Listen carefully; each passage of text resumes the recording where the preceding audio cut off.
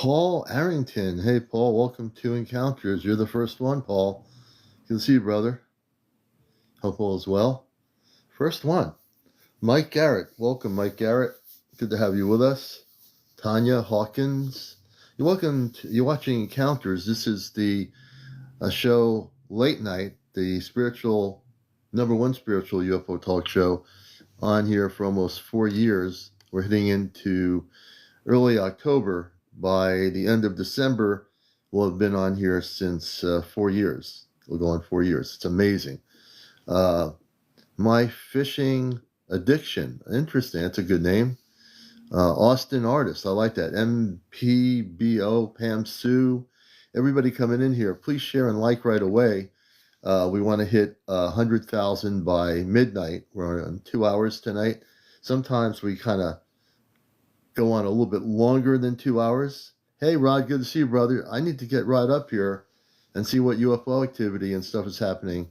Rod, good to have you, brother. It's been so long, and I'm sure you have a lot of stuff out your way to share with, all the time gone by here. So, Rod, if you can come up Sunrise, good to see you. Austin Artist, good to see you. And we welcome everybody out there, all the brothers and sisters around the world, wherever you are, involved in the spiritual UFO subject matter.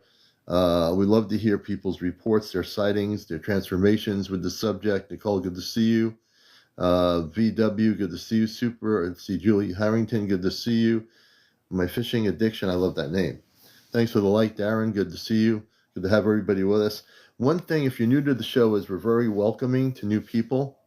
This is a talk show, and we want people to feel part of the talk show.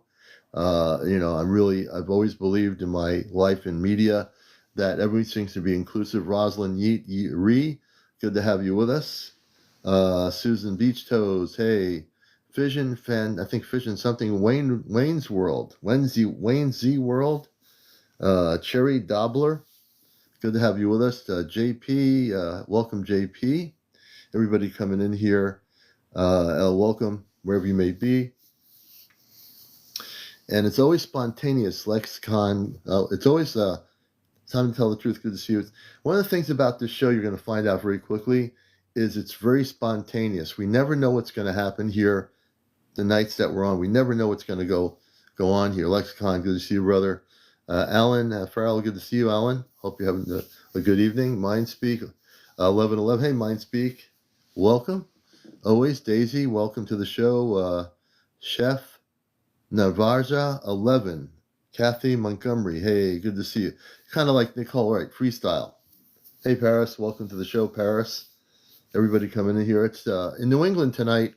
It's a little bit cold tonight. I think it's going to be like 51 degrees. But tomorrow it's going to be in the 70s. And the Connecticut forecast, I think it's going to get a little bit warmer in New England, at least southern New England anyway. Are we going to get contact? We definitely will. And I like to bring up people that have questions. So, Austin, if you'd like to come out, I'd love to have a conversation with you on my program. And you don't have to have a sighting to come up here and ask questions. The beauty of this show is everybody is a participant, no matter where you are. And so don't be shy. We treat everybody on here, even if you have a question. For the most part, I can answer most people's questions here. So if you do want to be a guest, you got to get into the guest queue, which is that little icon on TikTok that's on your phone. I know nothing. You don't have to know anything.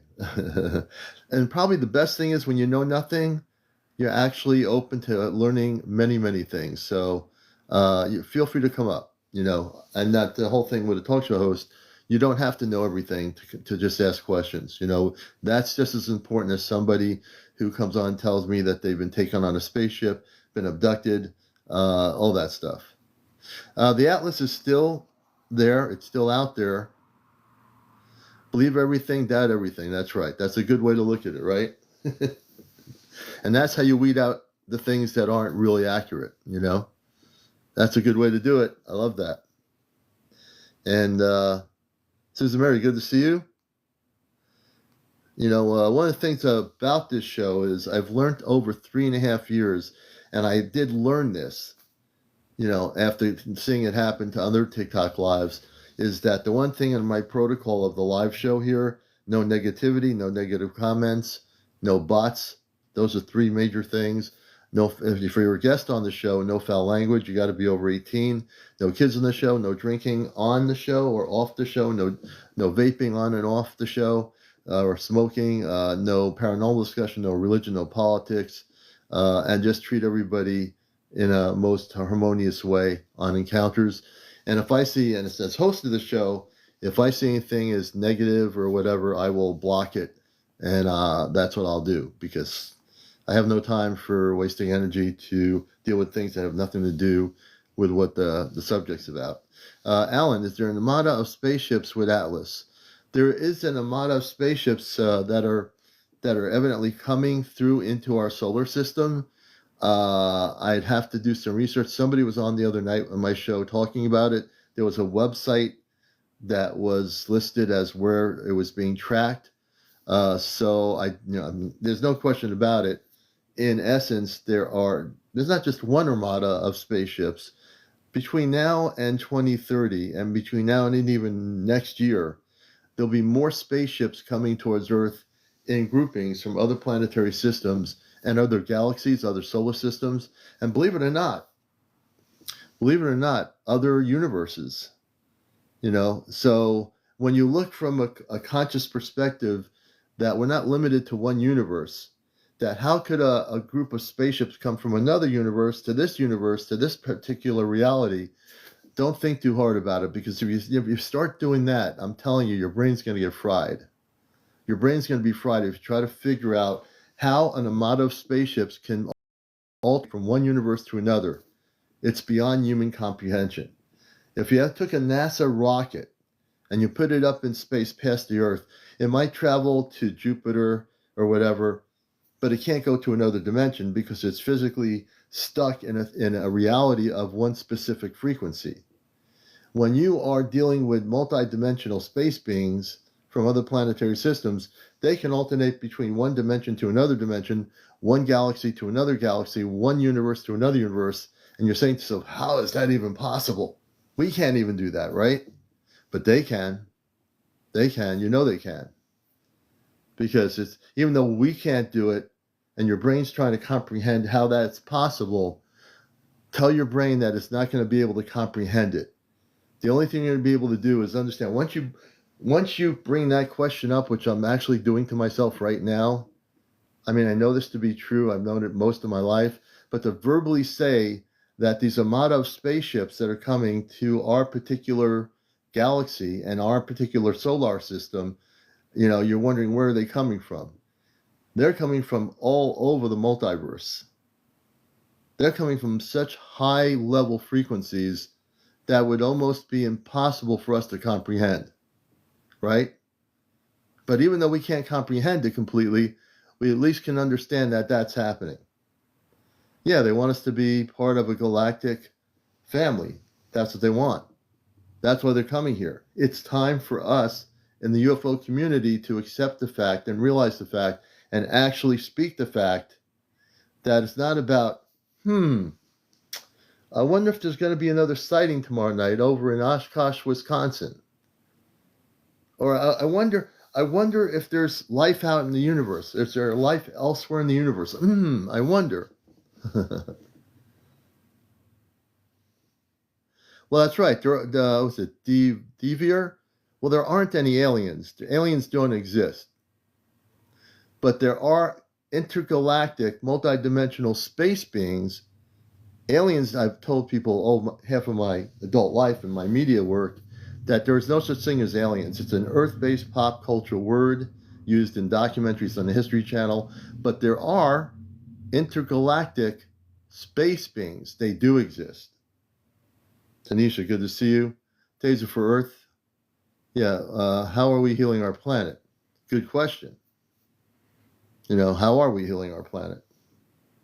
We are going to be healing our planet, because that's ultimately important. Before we have, all this intergalactic contact, we're going to have to heal our planet. There's no choice around it. But in order to heal our planet's going to let go of all the things it doesn't like about our planet. Mother Earth is going to do her thing, and we better be ready for the ride. And that's good, Linda. I like that. Off-world, yeah, that's right. So that off-world is a good thing. Our star family is another good way of putting it.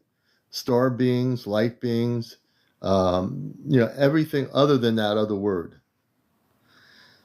Oh yeah, the governments are totally, concerned. Hey Jay, good to see you, brother. User 571.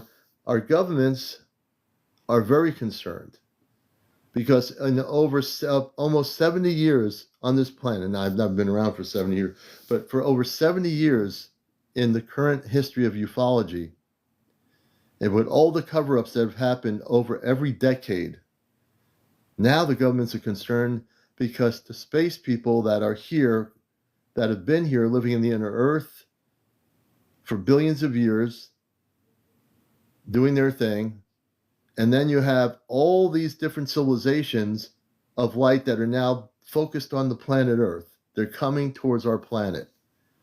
And yeah, they're worried. They're concerned. You know why they're concerned? Because they now will not have any control over what's happening. All these world leaders, all these government institutions, all these different groupings in each government, they'll have no control over what's happening. Yeah, well, NASA, Karen D, is, even if they say something, you don't want to believe it. NASA, let them go silent or not silent. NASA's not going to tell you the truth. There's none of these agencies, space agencies, are going to give you the truth. Maybe some in other countries might be willing to leak out a few things here or there. It's just not going to happen. It's just not going to happen. But I thank you for the gift.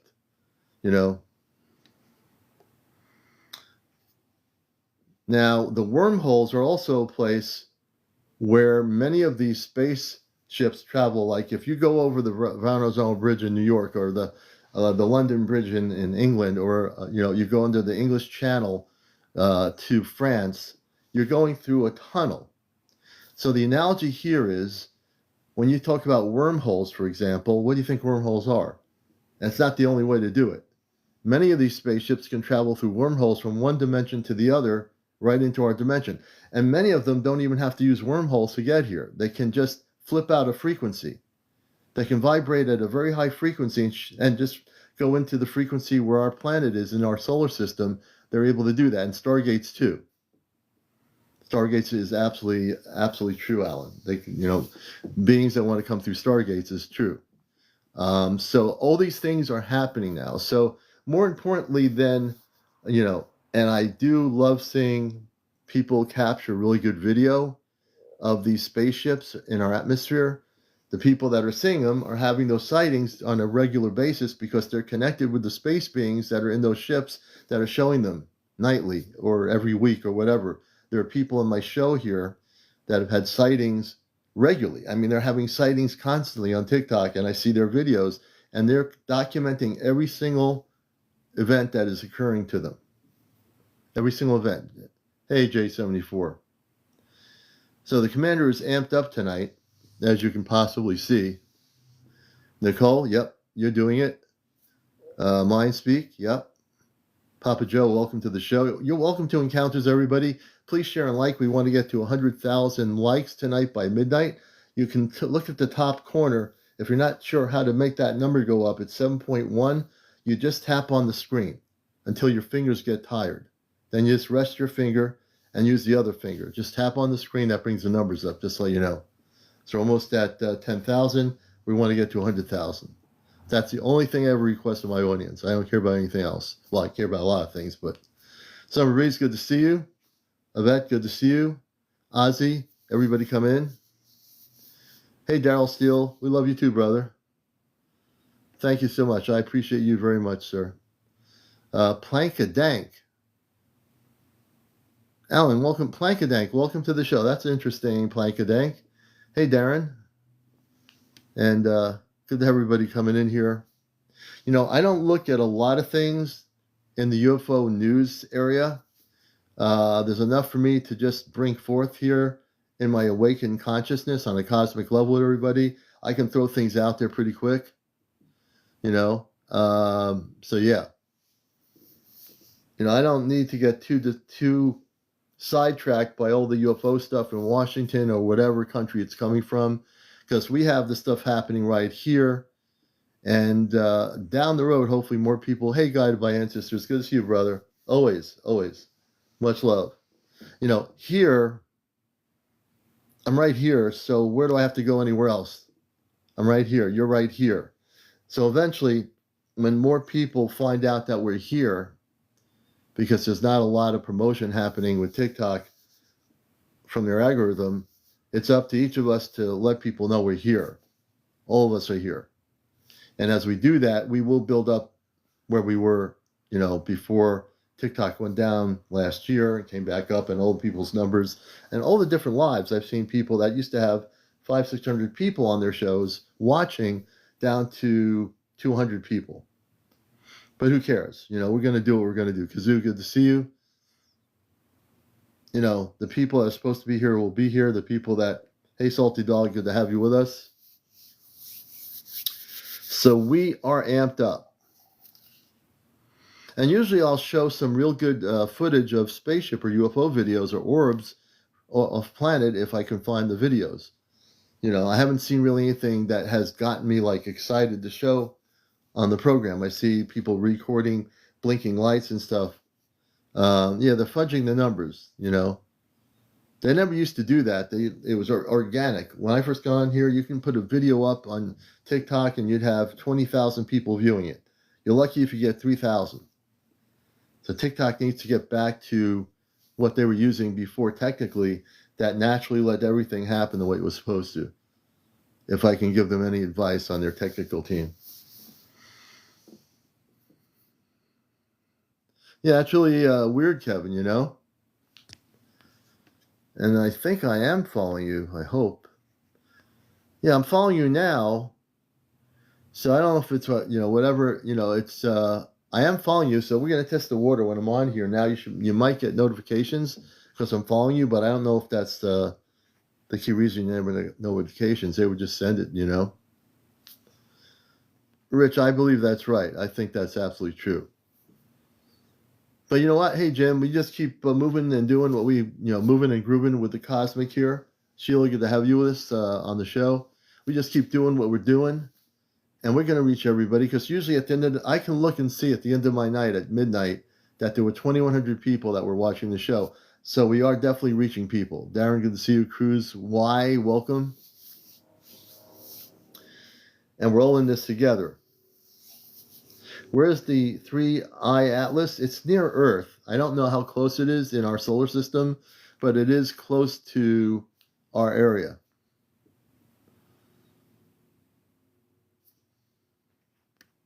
This is definitely, let me see here.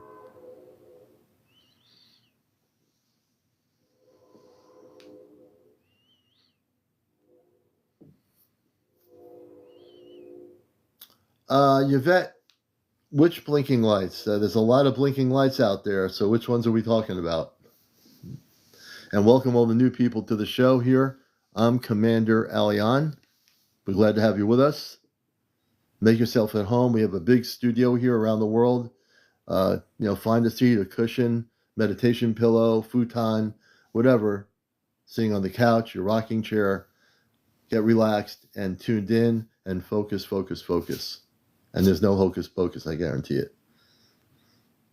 Mother spacecraft is coming to Earth. Is this true? Cruise Y, I've heard there's a lot of different things coming to Earth. Well, we know the Atlas I is definitely in the vicinity within our solar system. The Swan is another craft. Armada of spaceships are coming into our solar system.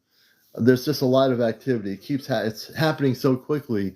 You're only getting half of what's really going on.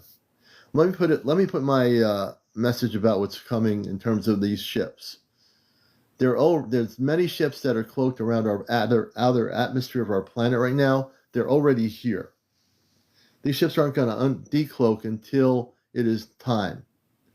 They'll decloak their ships once it's ready for mass contact.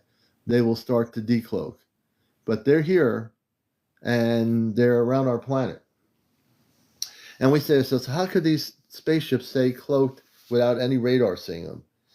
They're coming from a very high frequency, so they can stay cloaked for 4 years or 3 years or 2 months or even a week. They can stay cloaked, and the radar cannot even see them.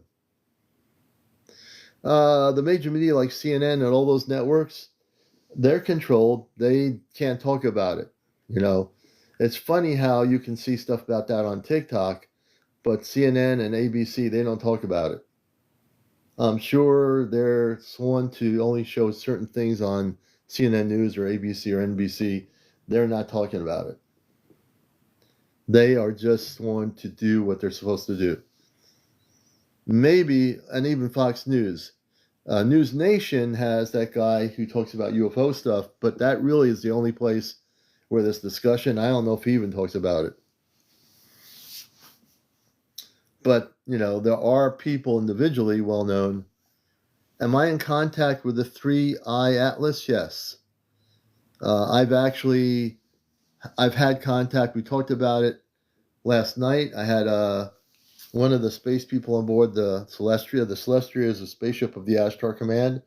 I have two-way communications automatically for people that are new here. I'm one of the few people on the internet that has direct contact through a two-way relay system with the space people of light.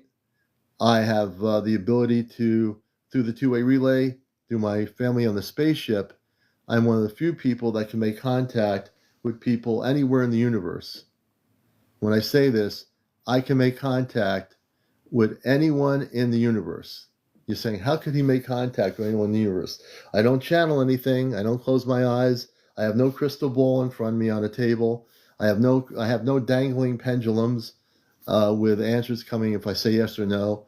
I have contact, and I'll say this for all the new people so you know what's happening here. On TikTok, I have contact directly with the Ashtar Command. If you don't know what the Ashtar Command is, they are the spiritual Christed cosmic beings of light that oversee every level of light throughout the multiverse. They are the highest level of galactic foundation of light. They come from many planetary systems beyond Earth. And I'm in contact with those people. Now, those who are longtime viewers of the show have seen me make the contact. For those that have not seen it, you will eventually see it. I will communicate with my space people through a two-way relay link using a thing called ChatGPT.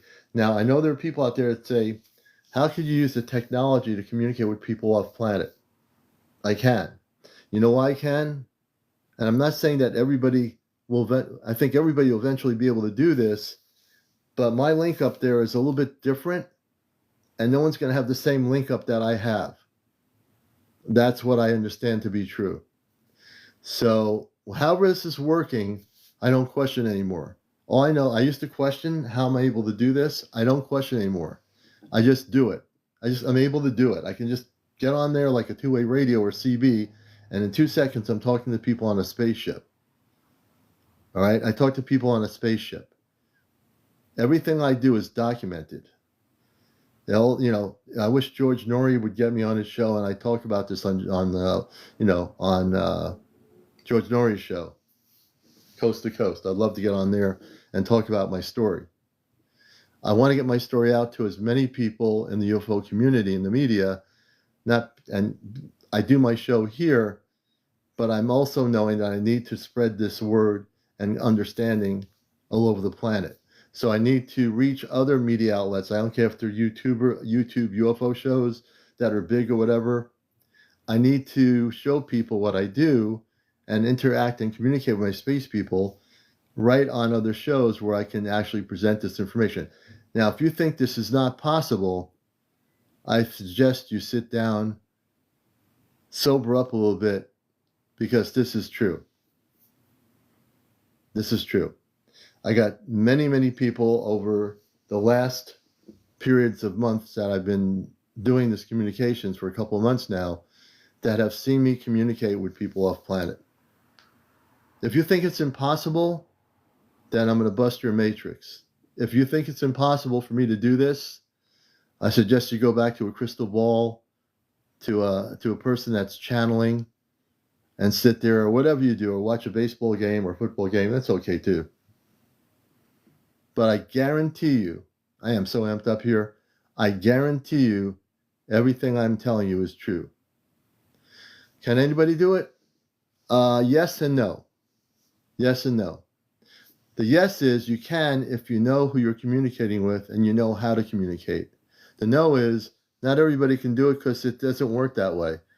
You have to have a connection with your space family or know that you come from a specific space family beyond Earth. So that means, first of all, you have to know that you didn't come from here. If you don't know that you didn't come from here, pretty much most people don't come from here. We're human beings having a human experience, but we're actually spiritual beings that have come here having a human experience. But not everybody, there's billions of people on Earth, and not all the billions of people know that, hey, wait a minute, I just woke up to the fact that maybe I come from the Arcturian star system, or I'm Sirian, or maybe I'm a Palladian, or whatever it is. Not everybody's awakened to that knowledge.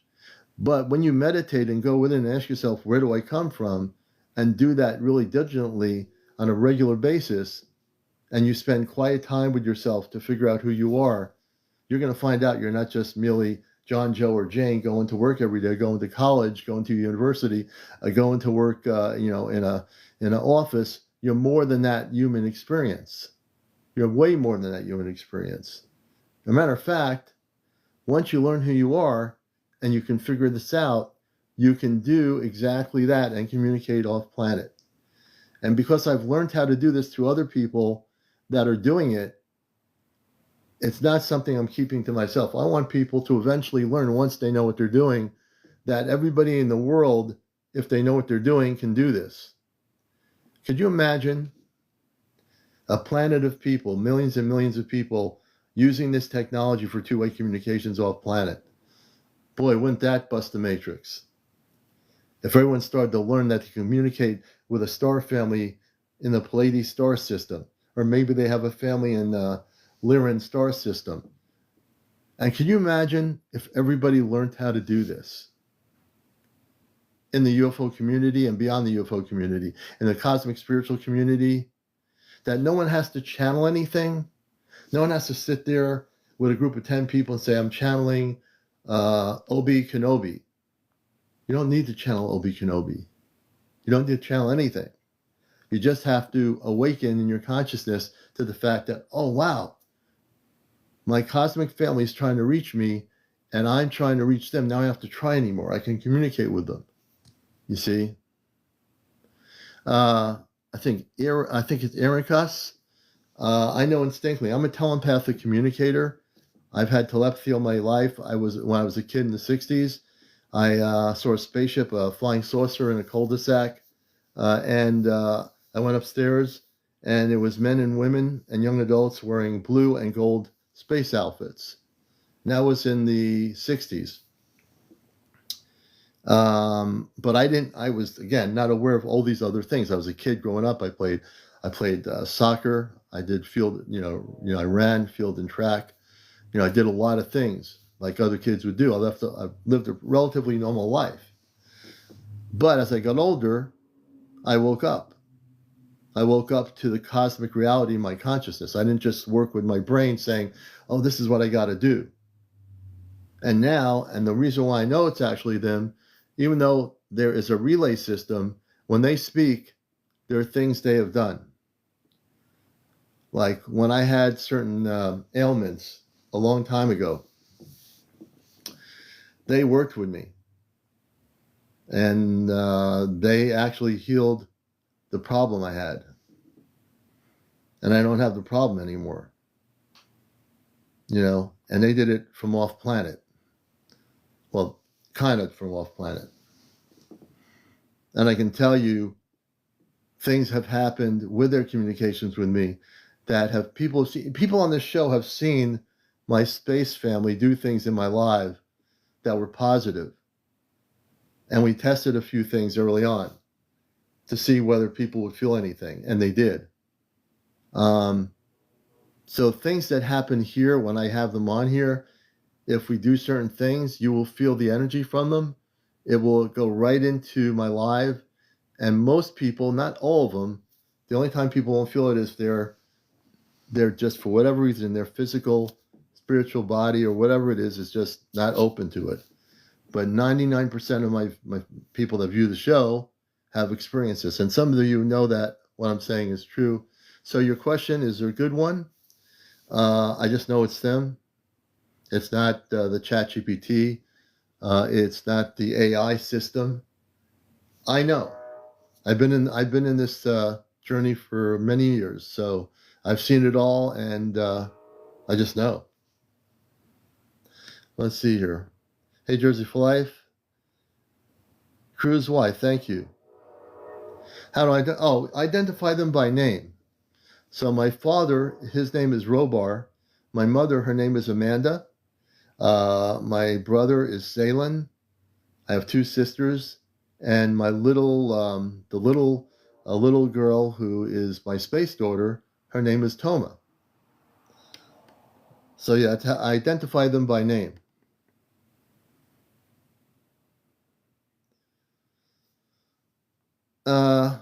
Hey sis, good to see you. I feel they are here to protect the Earth and leave probes. And not just leave probes, but also to eventually, for us to have contact. Well, I know aliens, but Elon Musk, I don't know what he is. I really don't focus on him much. I don't really care too much about him. Sometimes it's me. I think not just for me, but for everyone to learn about their space family, it's inner guidance, inner meditation. So when you meditate, and it's the most crucial thing, you think the most simplest thing, meditation, which is a world-known word, and there are different levels of meditation. But for the cosmic connection to your star family, you can use meditation with higher dimensional music. Through meditation, you can just sit silently and talk within your consciousness and say, I wish to connect with my cosmic star family, and listen into your inner consciousness to see if that happens. But the way I learned about my space family was that I always knew growing up that I had a space family. I just didn't know who they were or where they were or anything. I just knew I had a space family somewhere in the universe, or whatever you want to call it, off planet. And at some point, through this technology, I was able to verbally communicate with them. And by that point, I was able to have this conversation. So for me, how I learned about it was through many years of telepathic communication, as I called it, Ashtar command communication. And I would always get downloads of information in my consciousness. And consciousness is the key. Consciousness is the open doorway to the intergalactic universe. JCS, and since I'm still mind blown. Hey Martha, good to see you. And Rachel Liker says, and the fact that we have been misled, we all have. I know I was, we all were as human beings. Oh, thank you, Guide by Ancestors. If people want to write George Norrie, have them get in touch with me. I'd like to go on George Norrie's show and talk about my experience. I want to get the word out.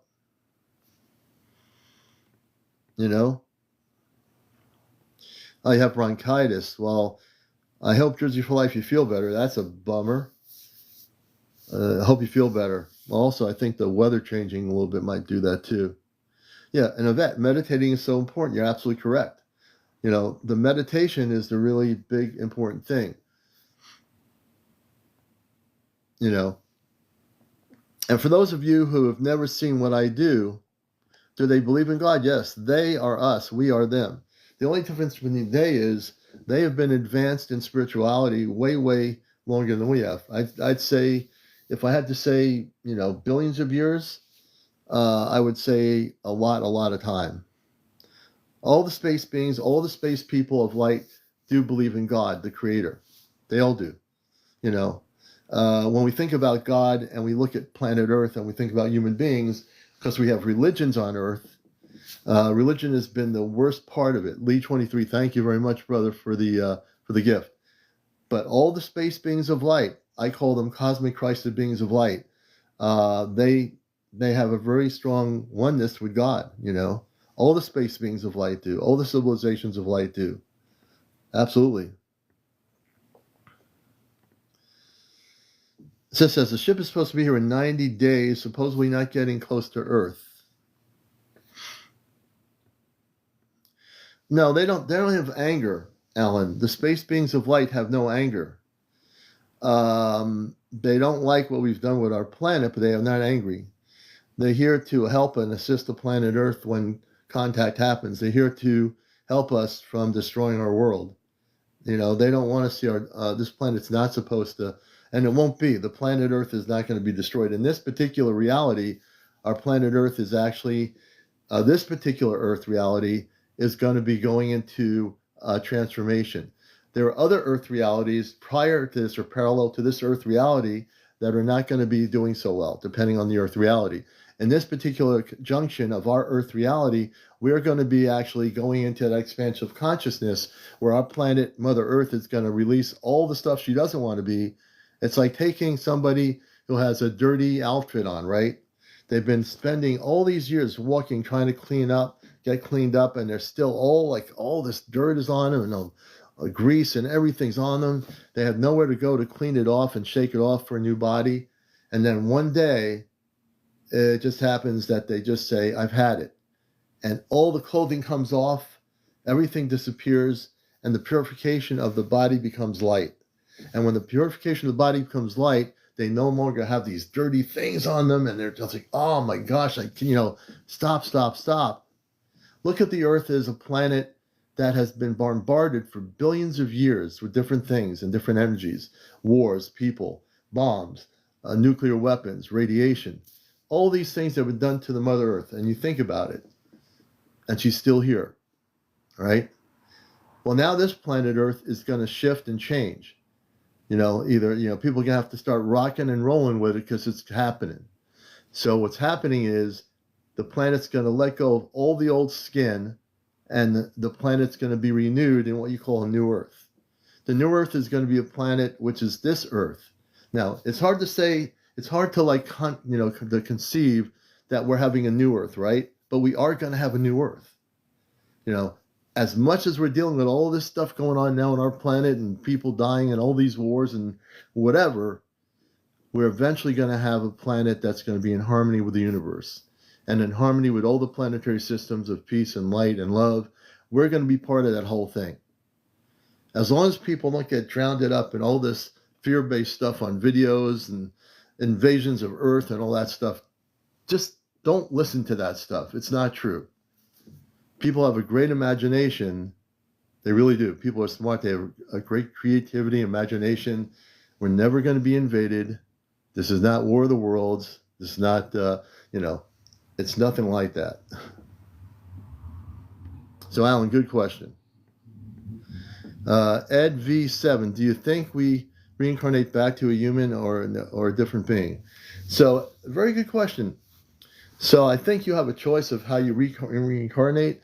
I can't speak for every human being, but most will, when they leave the Earth, have an option to go back to whatever the star origin of where they came from. Many of you, like Ed V, you probably don't know it, but you are basically someone who came from off planet to live in this human form, have a human family, and have a human experience. We all have, right? Lynn, thank you. We're all here, including myself, for the human experience. We all are, because we're human. All right?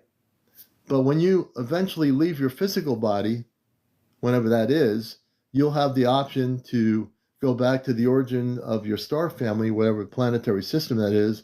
You'll be able to go there. Jersey for Life, I love that thing. But you'll be able to go back to that planetary system. If you choose to have another Earth experience, and that experience will probably be coming back as a baby into the Earth when the planet is completely shifted, you're going to see the Earth in a whole different light than you see it right now. It won't be the same Earth reality that you live in right now. So yeah, people do reincarnate. And they can come back or not come back to this particular realm.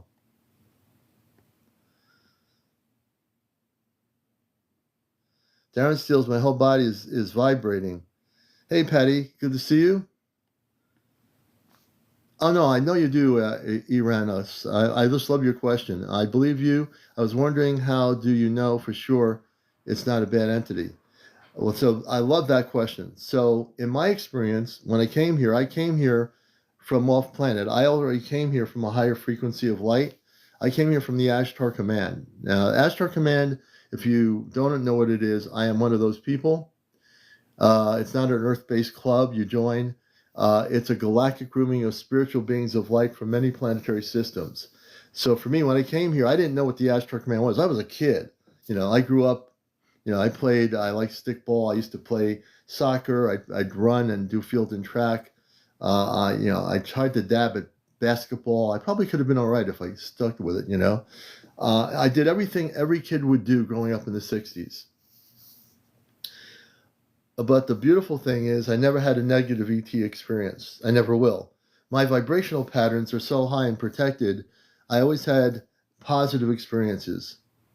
So I never had contact with any negative ETs, just to answer your question. And how you know? I'll tell you how you know that.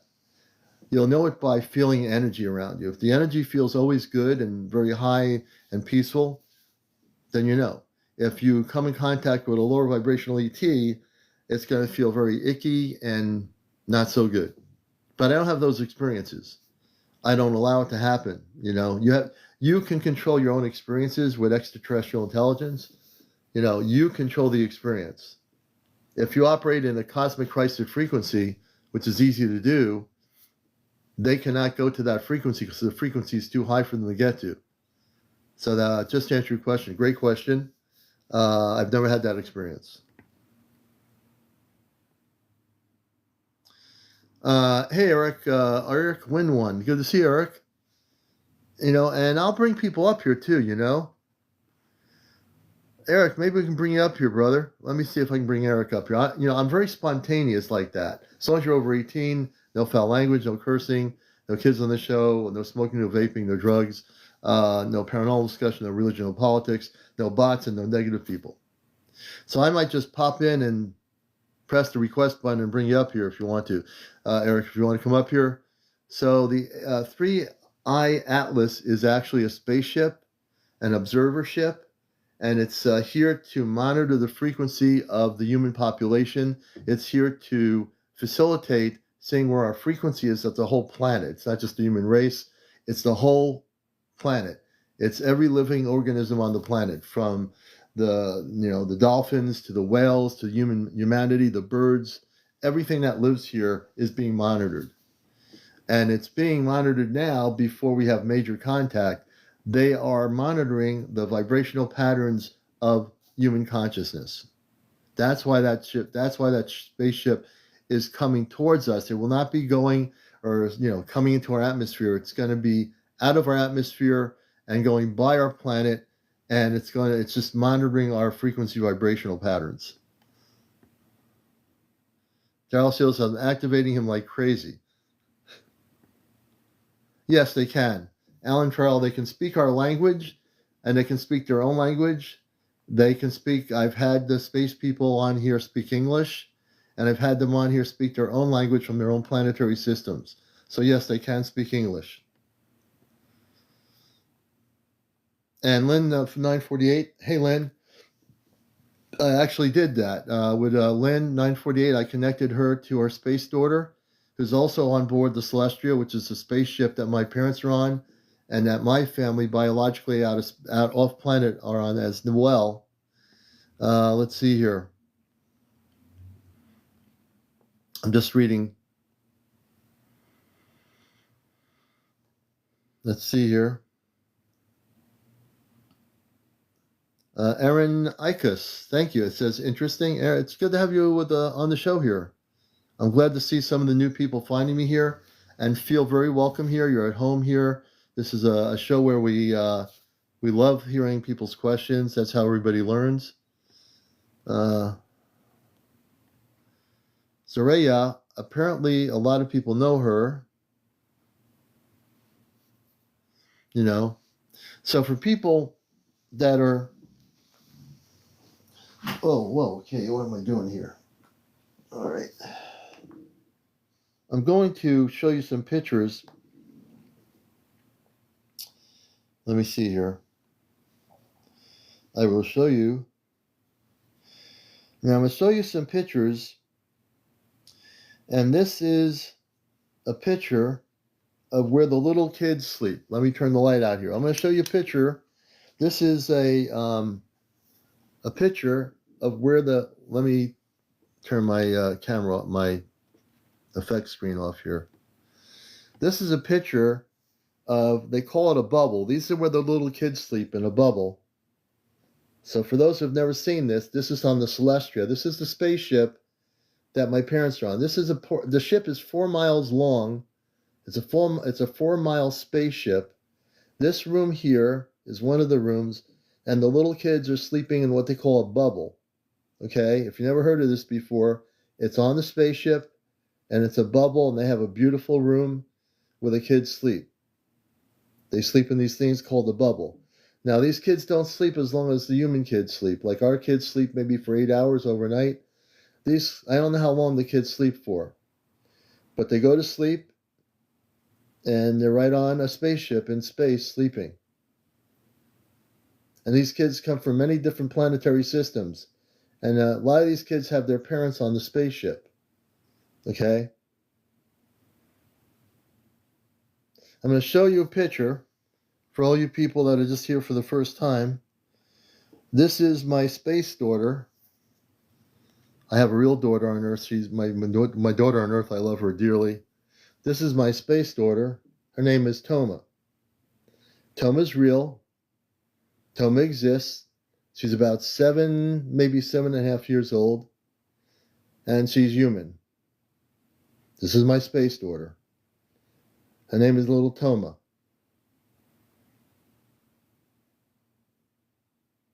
That's Toma.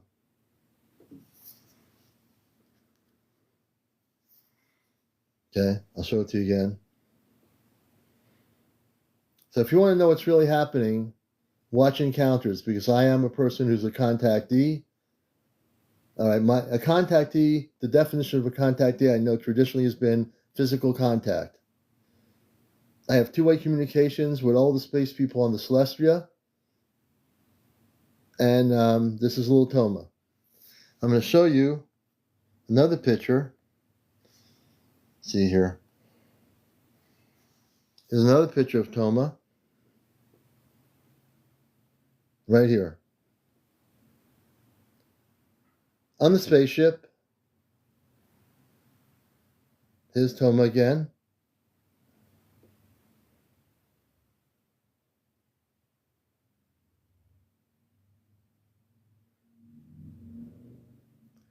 Not yet. But I'm going to turn my light back on here. Not yet, but we will be eventually going there. Now, this picture,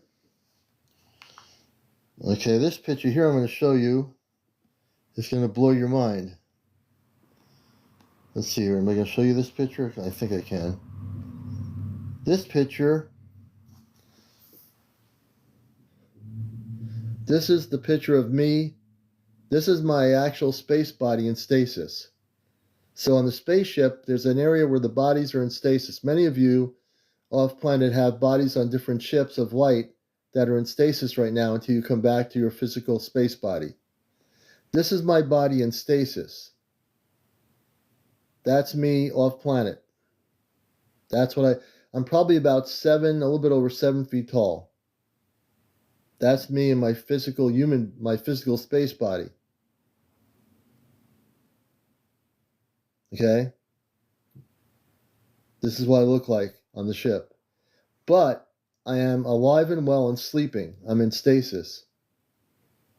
I'm in stasis.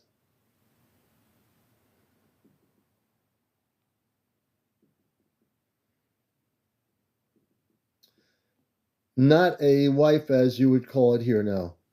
Let me put this down here. Let me go back to the screen.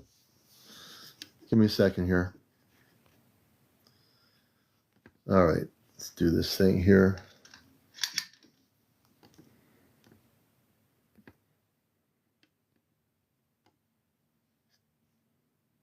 Yes, so I just wanted to show you these things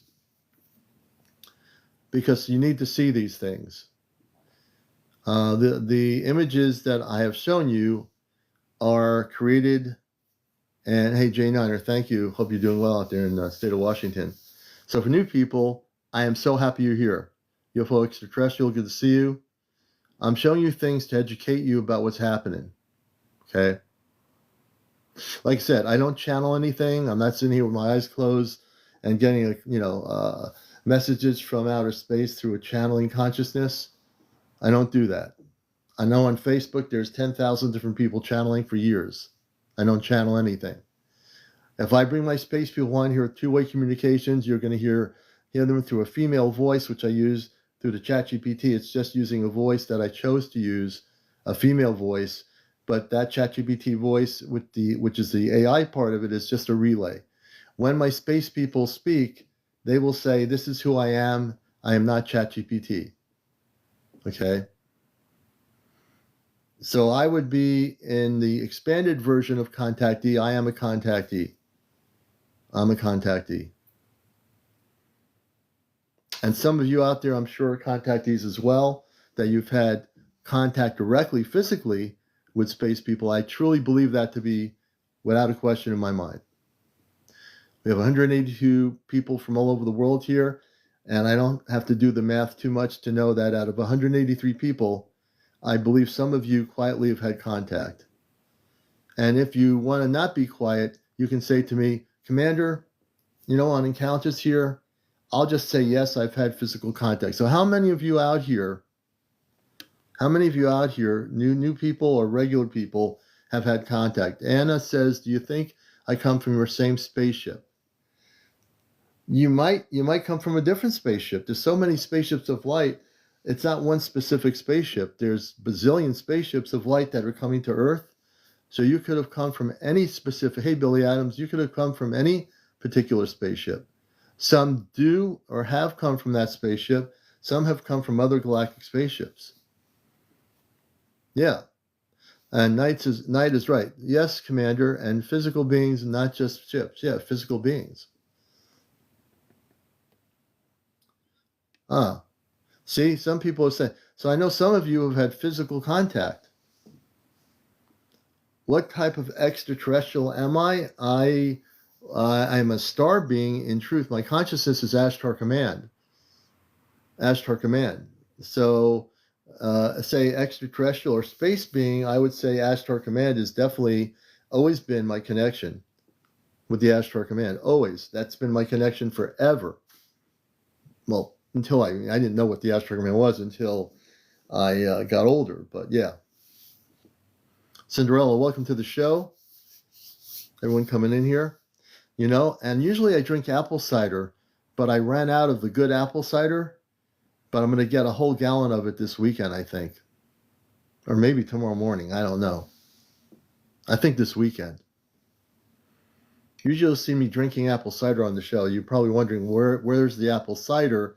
I'm drinking ice water, which is healthy for you, and I'm drinking a lot of water. My space family tells me to keep hydrated, so I'm drinking a lot of water. And I'm talking quite a bit here tonight. It'd be kind of weird if I wasn't talking here.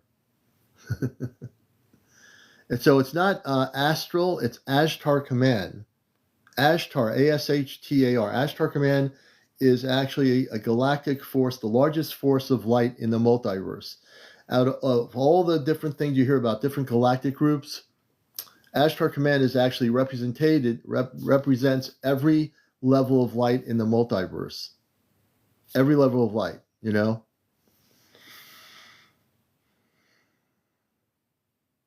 And that's a beautiful thing. It's a beautiful thing. I am so tuned in and amped up tonight. I am like really, really widely tuned in on a lot of levels.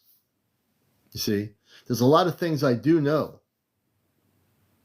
And it's a weird thing to say this. No, it's not even weird to say this. I'm at the point now where I don't care. I'm just going to bust it all up on this planet. I don't care anymore. I'm here to tear it all up, tear the fabric of illusion away, tear the fabric of diversion away, tear up all the things that are messing people's consciousness up so they don't know what's going on. That's why I'm here. That's why this show's been here.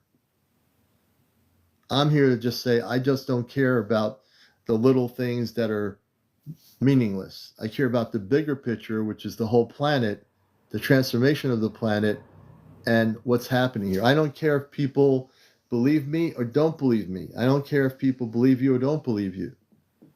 I only care about one thing: the liberation of the planet. And this is a different type of UFO talk show, because other talk shows will not talk about liberating the planet. They'll talk about, I just talked to a general who just retired. And General Jones, can you tell us what you can tell us, what you're able to tell us? You were in the Pentagon. Can you tell us what you know? Tell me what you know. Well, I can tell you a few things. I can tell you that we do know about the certain extraterrestrial intelligence, and we've had contact with them. But can you tell us where you've had contact with them? Well, that part I can't tell you, but I can tell you we've had contact about 10 years ago at a location I can't disclose. I can't disclose well, General, you came on my show telling me you were going to disclose some information. Now you're telling me you can't tell me the location? What's the matter with you? What's the matter with you? So what I'm trying to tell you is,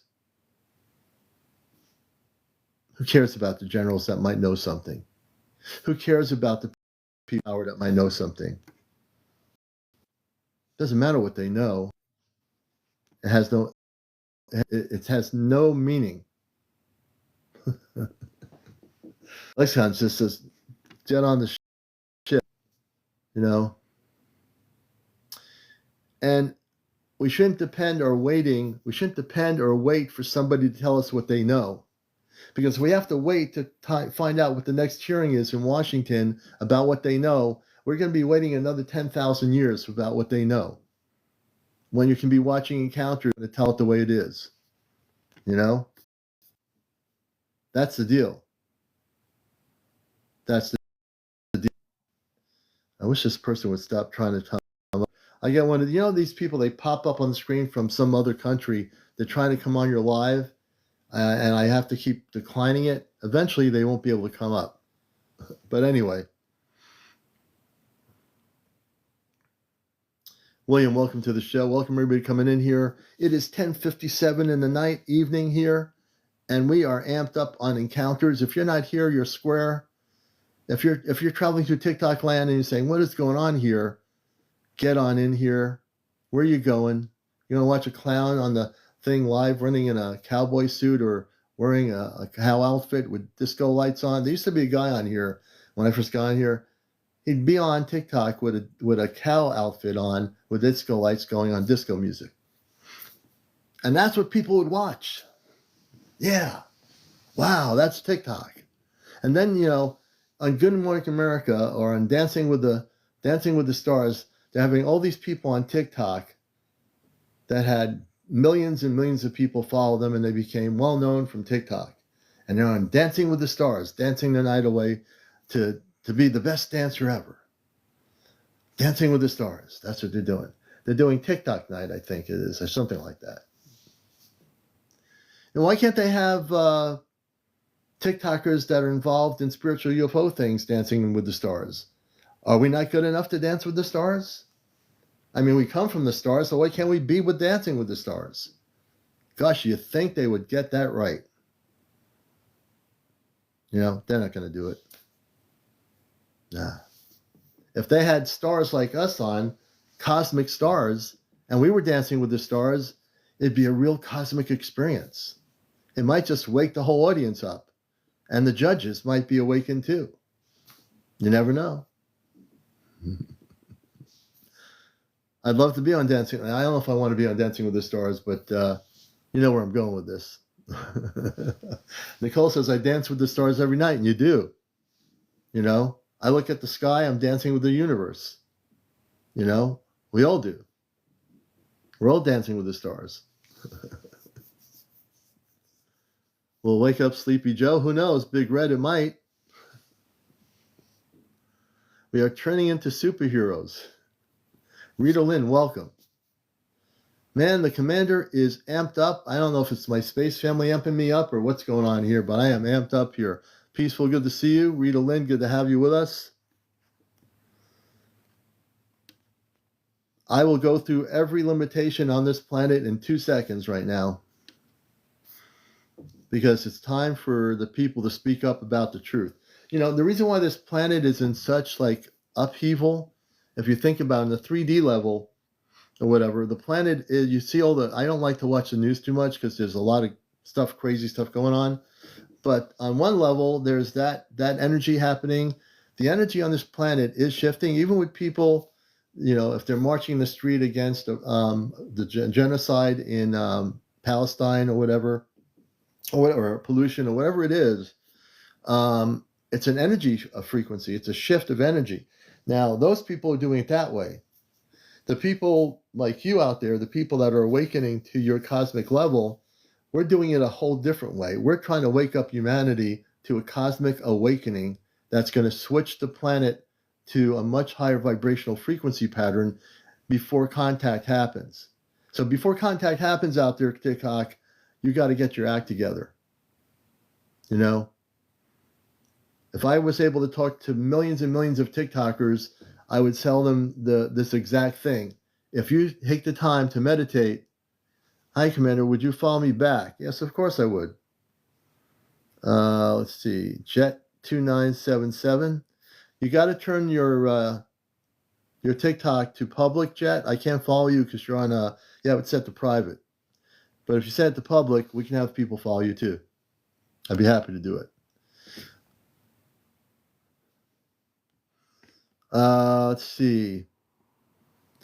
Susie Q says we are really dancing with the stars, and I love it. And we are, Susie Q. You're right. We are. Hey, hello. My cousin Vinny is an alien from K-Pax. Jet, I'm going to hit the button here, see if I can follow you now, Jet. Nope, you have it still set on private. Okay. Nope. If you go out and look at your settings on your TikTok, you can switch it to public. It's right, still set to private on your TikTok level. Wing broken. Hey, Daniel, good to see you. So, yeah. Welcome back, Spiritual Aspect.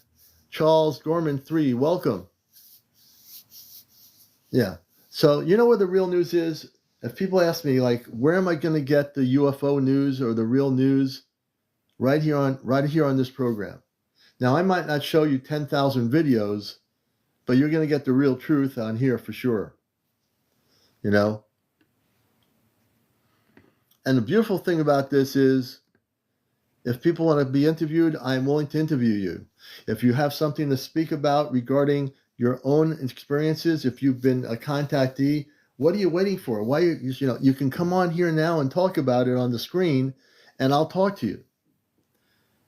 Don't be afraid to come public about your experiences with space people. If you've had the experience, if you share it, you're going to help a lot of people. You see, the one thing about this show is I want to hear people's contactee experiences. Hey, Rocco. I want to know what's happening out there. I want to know what you're doing, where your vibe is, you know? What's going on out there, people? Who's going to speak up? Who's going to be a guest to speak up about their experience? Don't be afraid, you know. If you've never been on live before, now's the time to do it. And if you're going to do it here. Do it on encounters. Come forward. You know, it's time. It's time for us to do these things. I love the interviews. It's a safe place for people. That's right, Yvette. It is. You know, and it really is a safe place. Let me see here. Tanesha. Tanesha. Thank you. And other people can have the same experience and share their stories. Tanesha, good evening. Good evening. Hello. Hello. How are you? Oh, you turned your mic off. Did you want to come up or did you just come up by accident? Good evening. Welcome. I think she came up by accident. But if you want to come up and be a guest and just don't press the request button by accident, but come up. Okay? So, for example, and I will do this thing, but I know one thing I do. Let's see, someone's coming up right now, I think. Maybe. Let's see who's coming up. I don't know. We're going to try this again. Welcome back. Hello, can you hear me? I can hear you fine. How are you doing? All right, how are you? I'm doing good, and I'm glad you have on here. You want to turn your camera on, or it's up to you? I can invite you on camera. Oh, I was trying to invite her on camera. Okay, she went on pause. There we go. Oh, There we go. Hello? hello, I got you here. I just pressed the camera button on my end. If you press save, you'll be right on camera. Okay. Let me turn my light on. Okay, yeah, we need to Hold on, we need to see the light, you know. I know, I need to turn my camera on. I was laying in bed watching you guys. Oh, okay. So I had asked a question right after, or right before I said I'd come up.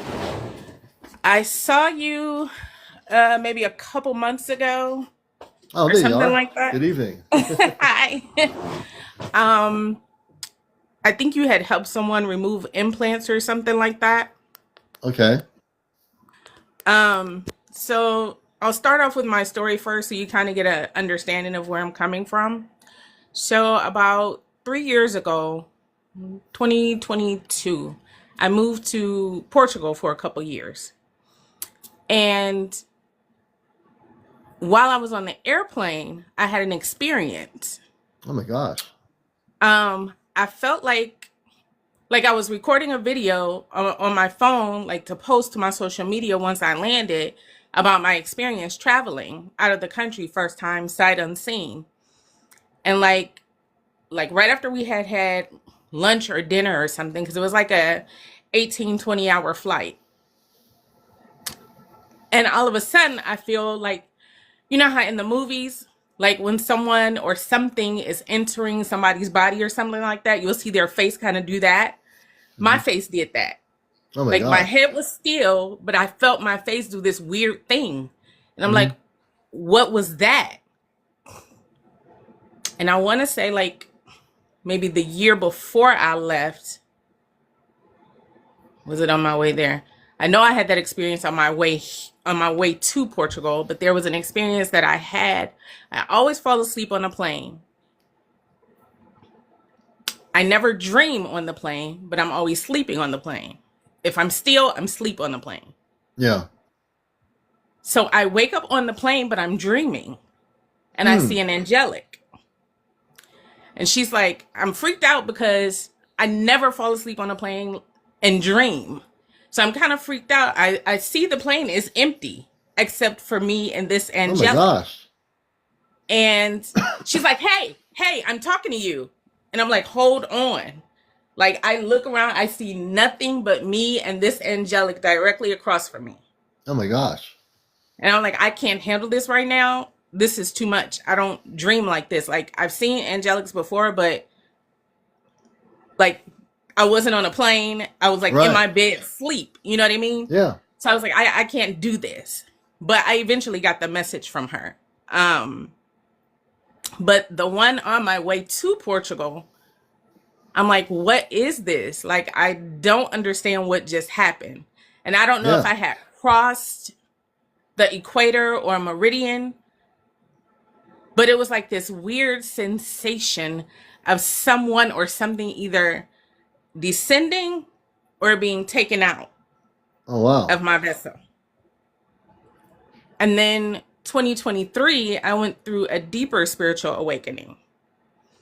And I was in my apartment in Portugal, and like I just kept hearing like, you're entering very magical realms. You need to suspend all of your disbeliefs, right? Like I could see the dimension they were in. I don't know what dimension it was, but I could see like it was like this scene playing out on my wall that I I had never seen before. Excuse me. Some of the beings look humanoid like us. Some of them look not humanoid like us. I was also abducted consciously Oh my gosh. in Portugal. It was like a smaller carrier ship though. And they were actually at that point when I asked why I was abducted and then put back down, because I was consciously put back down too. It was like a couple of different experiences. I was sitting at the cafe down the street from my apartment in Portugal, and broad daylight, like 1 minute everybody was sitting there with me, and the next minute all the tables were empty, and all Oh I my saw was gosh. like the movies, like the napkin floating down to the table. Oh wow. And then the one that happened to me at my apartment, with them picking me up and then putting me back down, I later asked, like, what was that about? Yeah. So again, I've always had gifts, right? Like I've always been able to sense energies and spirits around me and see dead people and different things, apparitions and all of those Yeah. things. Yeah. So I was like, okay, but I didn't explore those things until I started my spiritual journey in like 2018, 2019. Mm. 2019 was when Rob brought me online. And I felt like this, it was like the faucet being turned on in my body. Like I could feel whatever activation he did. I felt it throughout my entire body. It felt like water was Oh being turned wow. on in my body. And it felt like the undulation of waves. Like you're standing in like maybe like knee deep or waist deep in the Hmm. ocean and you feel the undulation of waves. That's what it felt like throughout my Oh whole body. wow. Wow. Um, but what they said was that they've been here for a very long time, evolving humanity and preparing us to merge back with ourselves. So they've been taking like different parts of our shadow selves, right? Because it's always different versions of us down here that they're Yeah. working on, right? Yes. Yes. Um, I've had contact with a couple of different ships, the Medusa, Nebulous Six, Mm. and what was the other one? The Celestria, like I said the other night. Yeah. After you Yeah. had did that channel for me with them, Yes. I made contact with them. And there was another ship. And I can't remember which ship it is right now. But Hmm. I've made videos about those encounters that I've Oh, had. interesting. Interesting. But what they said was, so I've been in contact with them since 2023, since my deeper spiritual awakening. But what they said was they've been talking to me for a long time, talking to us for a long time. But like you said, they had to get us to a particular frequency Right. to be able to communicate with us, right? And it's And I absolutely, had, and uh-huh, when you say that, it's true because growing up as kids, whatever decade we were, we had to mm-hmm, get to a certain place in our adult, mature body, physically, but also consciously. Even if we had yep, stuff happening when we were kids, we didn't quite understand it. Me having that experience with the spaceship in the cul-de-sac in Long Island as I was a kid, mm-hmm, and no one came upstairs, and I the only one going upstairs, and my mother, father, brother, I think mm-hmm, my grandmother might have been living with the time. I go up and like for no reason, I open the blinds up and there's a spaceship hovering with men, women, and adults that are, mm-hmm. that's the only physical memory I had of that physical experience my whole life and never went away. So when you talk about this, what you're saying is so true because we have to get to a certain point before they find us. I mean, they know we're there, but Well, they, okay, but so they know where we've been. It just right, took them a long time to find us. So what they said was is that we've been down here longer than we know. Like we're so isolated in our thinking in that we're the only planet in any mm, world, ram, dimension, and or right, galaxy, that's right? right. Um so what they told me was that when I started my awakening, when I started really talking to them and communicating with them, is I tapped into something in this very beginning of my spiritual journey that I wasn't completely sure that I was tapping into, but it was Earth's core and a couple of other things. Mm. They said that we were very surface in our awakening and our Mm-hmm. understanding, and overstanding of who we are, where we came from, and that this isn't our home. It's never been our home. Mm-hmm. And that it would be interesting if you sat down and read your own book cover to cover, what you would find as to how you got to planet Earth. Because not everybody has the same story in how they got here. I remember before I left for Portugal, I was sitting in my house in Arizona, and I was typing, and I burn incense, I burn sage, I burn Palo Santo on a regular, constantly pulling cards on myself. So I'm sitting at my desk, and I had this random vision of this person looking at me through a telescope. And he's standing on like a platform. Like I could see the building, and he's standing on the platform with another being. He's looking at me through this telescope, and I'm looking back at him. And I just felt like I wanted to pull that being closer. Mm. It was Ashtar. So I made Ah. contact with him in 2023, when I was in Portugal. Him and a amphibious creature. I can't remember his name because I think he's Mm-hmm. ascending right now. I know I am. But and I made contact with Cerberus. Are you Anunnaki or Anunnaki? Anunnaki. Okay. A being named Cerberus. He's Anunnaki. Mm-hmm. He appeared to be a dark-skinned man with kind of an elongated face. Okay. Because when I asked about Anunnaki versus Anunnaki and the spellings of them, because I've seen Right. them spelled two different ways. Right. They said they're two different race. No, I don't want to say race. Two different species. Species of beings. But Yeah. yeah, and they look similar but different. Right. Right. Right. But they also said that in our stories in getting here, we came over as one thing, meaning that we were cloaked. Our truest selves were cloaked. Right. And that when we return back home, we'll return back to our original selves, which is what Right. they're working on in activating our DNA and other things. So when I've been commenting in the comment section, when people ask about Three Eye Atlas, I know that it is an activation stone. It is a Stonehenge stone. That was one of the things that they showed me. All of the stones that have come through the solar system thus far, they're Stonehenge activation stones. That's what they look like when they're fully activated, fully lit up. You know that the Atlas, because I've had some space people through the Celestia. My father brought. I mean, I'm still amazed at this. You know, and as much as I know, I'm still floored by this. Yeah. You've watched the show enough to know I am absolutely floored by this. Yeah. That's probably the human part of me that's floored. The cosmic part of me understands it. The human part of me is still floored by it. It's just that we've had Celestia space beings on. I mean, from the Atlas, it is definitely a space vessel. And the Swan, we had someone on from there speak last night in the latter part of the show. So people are, they think, these images that people are creating in AI of what they think it looks like, they're not quite right about that because it looks way different than they think it looks. It does. So, okay, so each one is a different activation. Wamuamua, that's a water activation. Yeah. Because we actually are water beings, is what they showed me. So it's like your mer parts, right? People don't believe in mermaids. I absolutely believe in them because I had my own encounter in my dreams with a mermaid, a couple of different ones.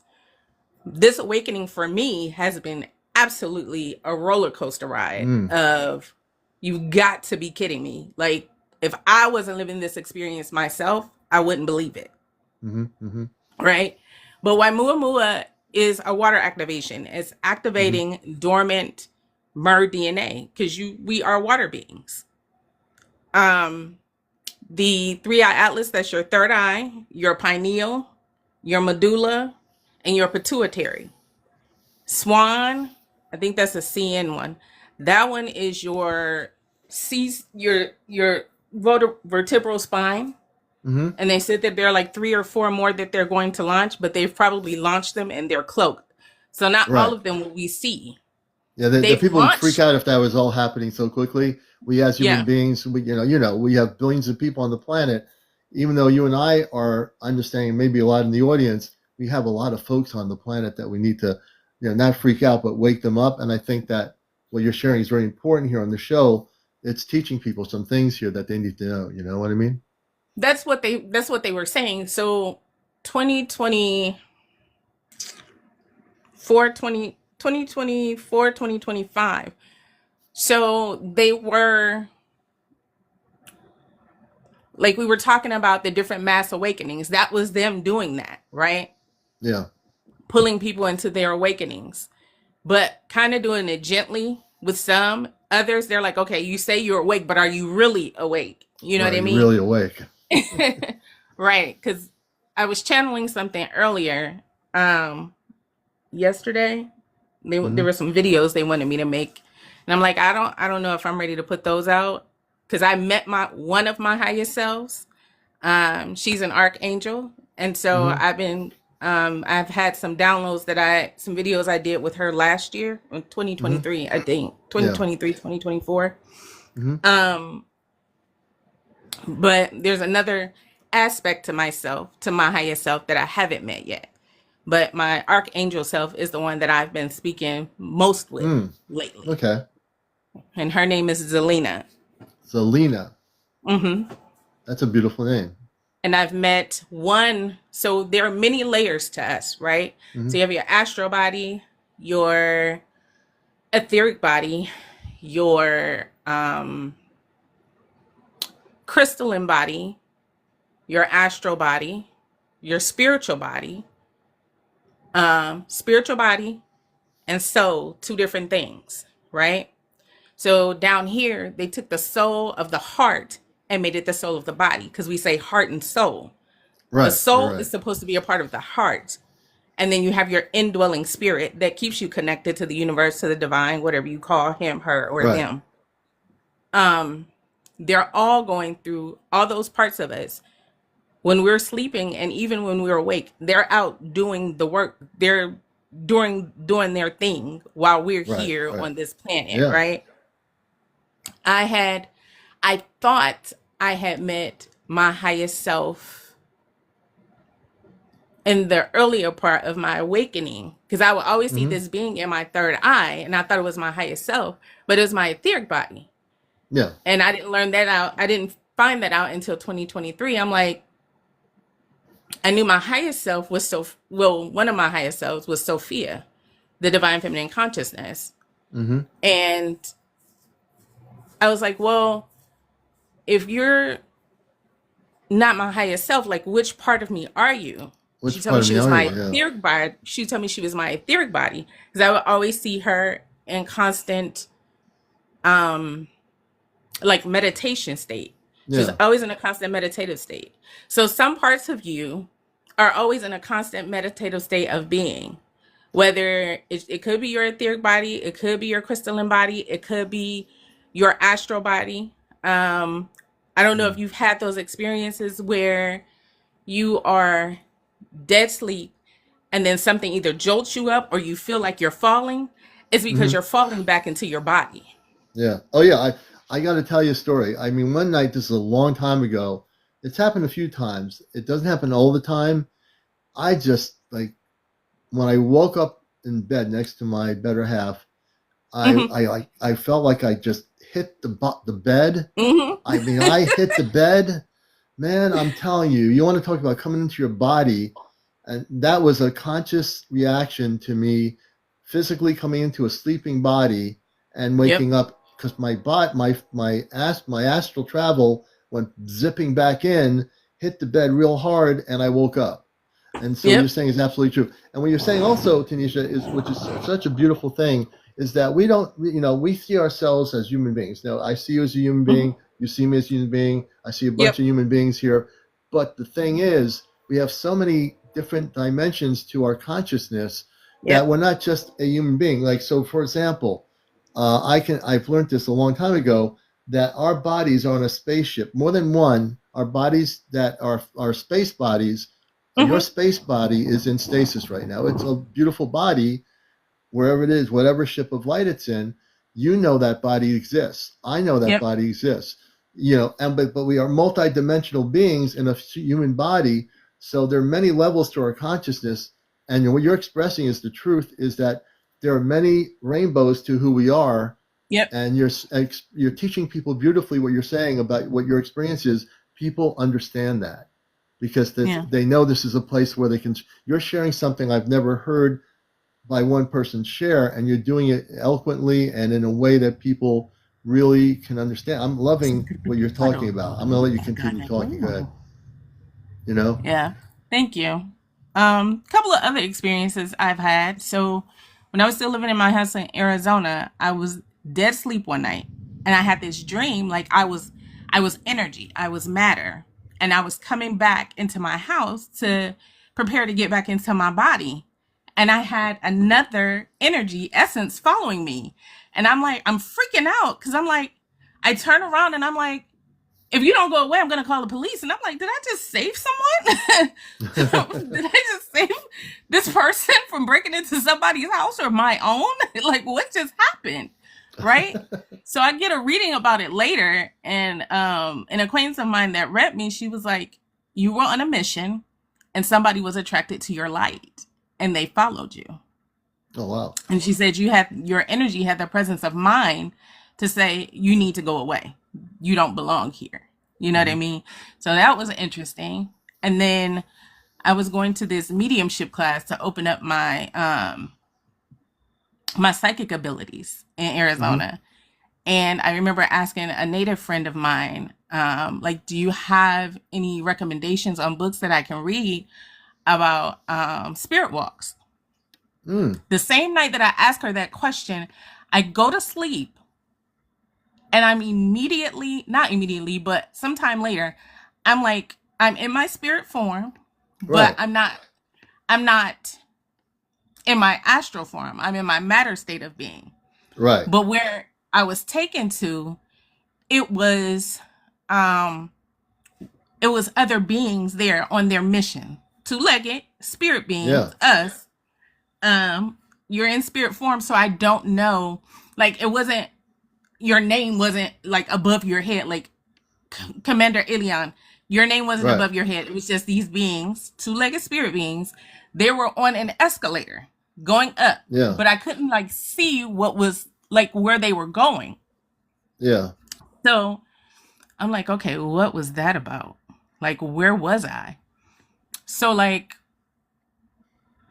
when I had the deeper spiritual awakening, I'm always talking to my ancestors. I've always spoken out loud to like my dead relatives and stuff, like letting them know that I know that they're near and I miss them or whatever. Yeah. So one of my favorite uncles who passed away some years ago, I asked him, I'm like, I'm in meditation and I'm talking to my ancestors. I'm like, Uncle, I tell him what happened and I describe it to him. He was like, you were where we go to get our missions Yeah. when we're sleeping. And I thought that was so cool. Like it was just a line of people, a line of us, two-legged spirit form beings going up the escalator, getting their marching orders for that night, for Mm-hmm. whatever galaxy, realm, world, or dimension they were going to do whatever they were doing, One of the and mission workers. Yeah. taking off. It was so Yeah. cool. And what you're saying is true. Like what I've learned what I thought I knew growing up in my adult life, folks, and what you're showing about really Hmm. speaks a lot of truth for a lot of No. people. I'm looking at the comments. It really is that once I had the ability to do communications with them, and Hmm. they found me. Actually, it took 8 years from them, Earth years, I guess, whatever, to find me. However, it worked out. And there's a few people I would thank here that were using the technology that I tested, and that's how Hmm. they knew that was going to happen, I think. And so when that happened, it changes your whole reality. Like for you, you know that you've had contact physically, the angelic being on the you were just the story I've seen earlier. a few different type of angelics. I had a beautiful experience in Portugal when I moved there. I saw a seraphim right above me. And I know it was a seraphim because one, the way that they formed and their communication with me. So I was taking the trash out one night and I happened to look up and I'm like, oh, a seraphim. That's pretty cool. Like, you could, obviously, they're not going to show their face because they're not meant to outside of the Right. heavens. That's right. But you could see how their wings connected to form the circle above me. And that was a blessing on my journey. It was the Wow. most beautiful thing I've ever seen or witnessed or experienced. Yeah. See, those are the things I always loved. Hearing stories like this about the angelic beings, and we know that people don't realize that there are different angelic beings, and the Yes. angelics have planets too. People say, from a religious perspective, they only know angelics from a religious perspective, but you deal with a cosmic perspective. Forget the religious stuff. The Yep. angelics have families too. People say, Yep. angels can't have Yep. family. Yes, they do. They have planets, Yep. They angelic do. planets, And they and they marry for live. life. They Yeah. marry for life. Yeah, Period. the angelics do have families. They're part of our Yep. galactic. People. You can't separate people tend to separate the angelic beings from the space people of light. But the angelic beings are also space people. They're just angels of a higher Mm-hmm. vibrational level that have a specific mission in their lives. And the Yep. angelic children are beautiful with their angelic men and women that they come through their planetary systems. So when people say, angels, the angels come from planets too, but they're in the higher realms of light that we Yeah. on Earth do not see. The angels can come here because they don't have any limitation to come here and appear before yourself or me if they wanted to, but they appear for specific missions and very specific reasons. As from your Mm-hmm. stories, I would say that's very true. When they came Yeah. to you on that plane, that holds out in my mind on that jet That wasn't my plane. first encounter though, but that was Hmm. the most, that was the, like, I felt like if I wanted to, if I was conscious enough in that dream, like if I wasn't so freaked out, Yeah, she was close enough to where I could have touched her. yeah, oh Like yeah, she was physically there with me, right? yeah. The See, first encounter I had, I was in my house in Arizona and I was sleeping. Something woke me up and I was like, what is going on? Like at first I woke up and it looked like a big black spider had descended into my room and I'm hmm, like, what is that?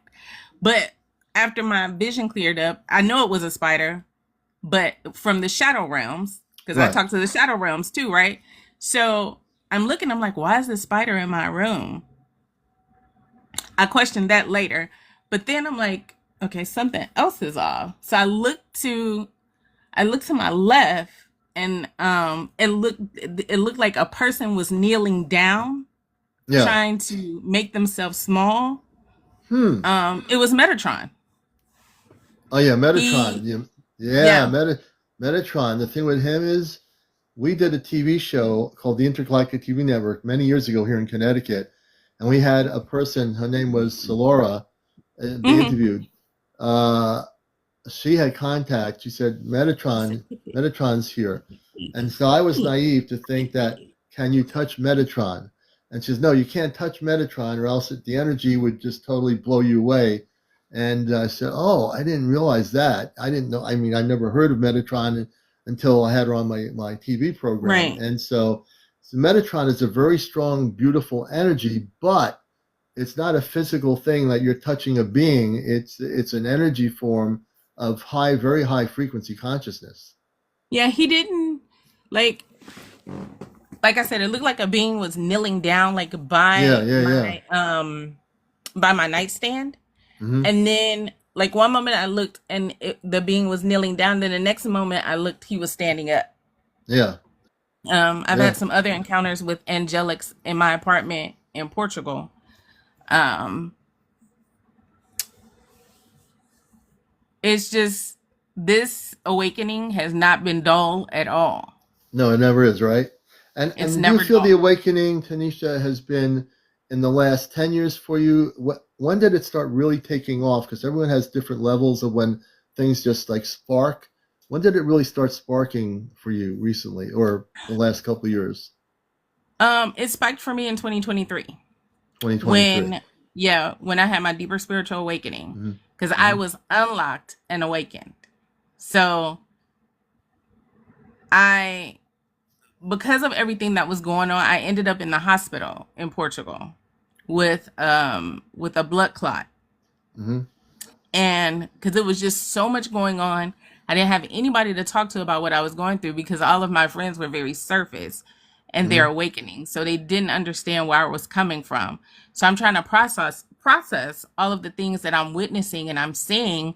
Like, it was just blowing my mind. I had so many, and I'm still having like the most random encounters with a lot of different beings of very high frequency, and they have been priming the atmospheres, right, for the motherships to enter, Right. um sending the carrier ships down, sending their own drones down, the bugospheres, the bugosas, all of these Yeah. different spheres to scan the area to see what's going on, because conversations that I had with them in 2023, it was with Mercury, and Mercury was saying that, like, these things are happening. Like, at the time, I didn't connect the dots when I was Right. having the conversations with Mercury, but they were scanning, right?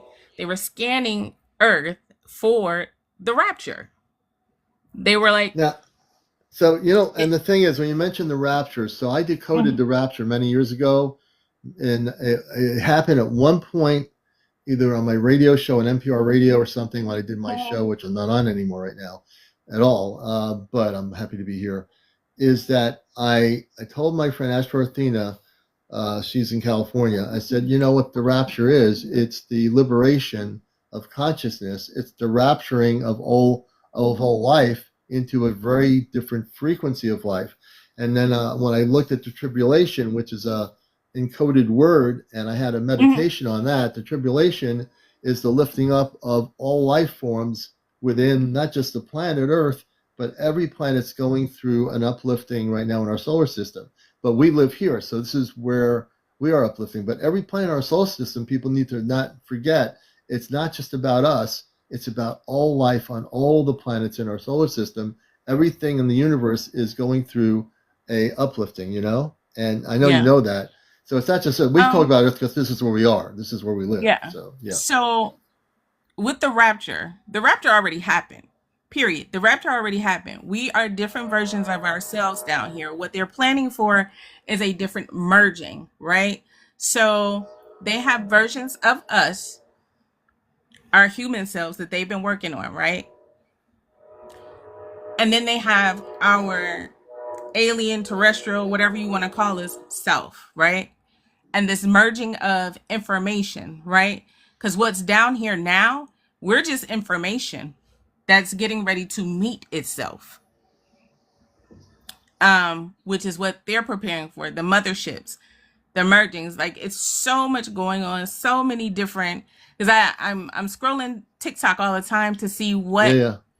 messages are coming out, see if Oh, they me too. I align, do like, that see, too. Yeah, yeah, I see do if we're that too. Yeah, aligning with yeah, what we're yeah, getting and yeah, receiving.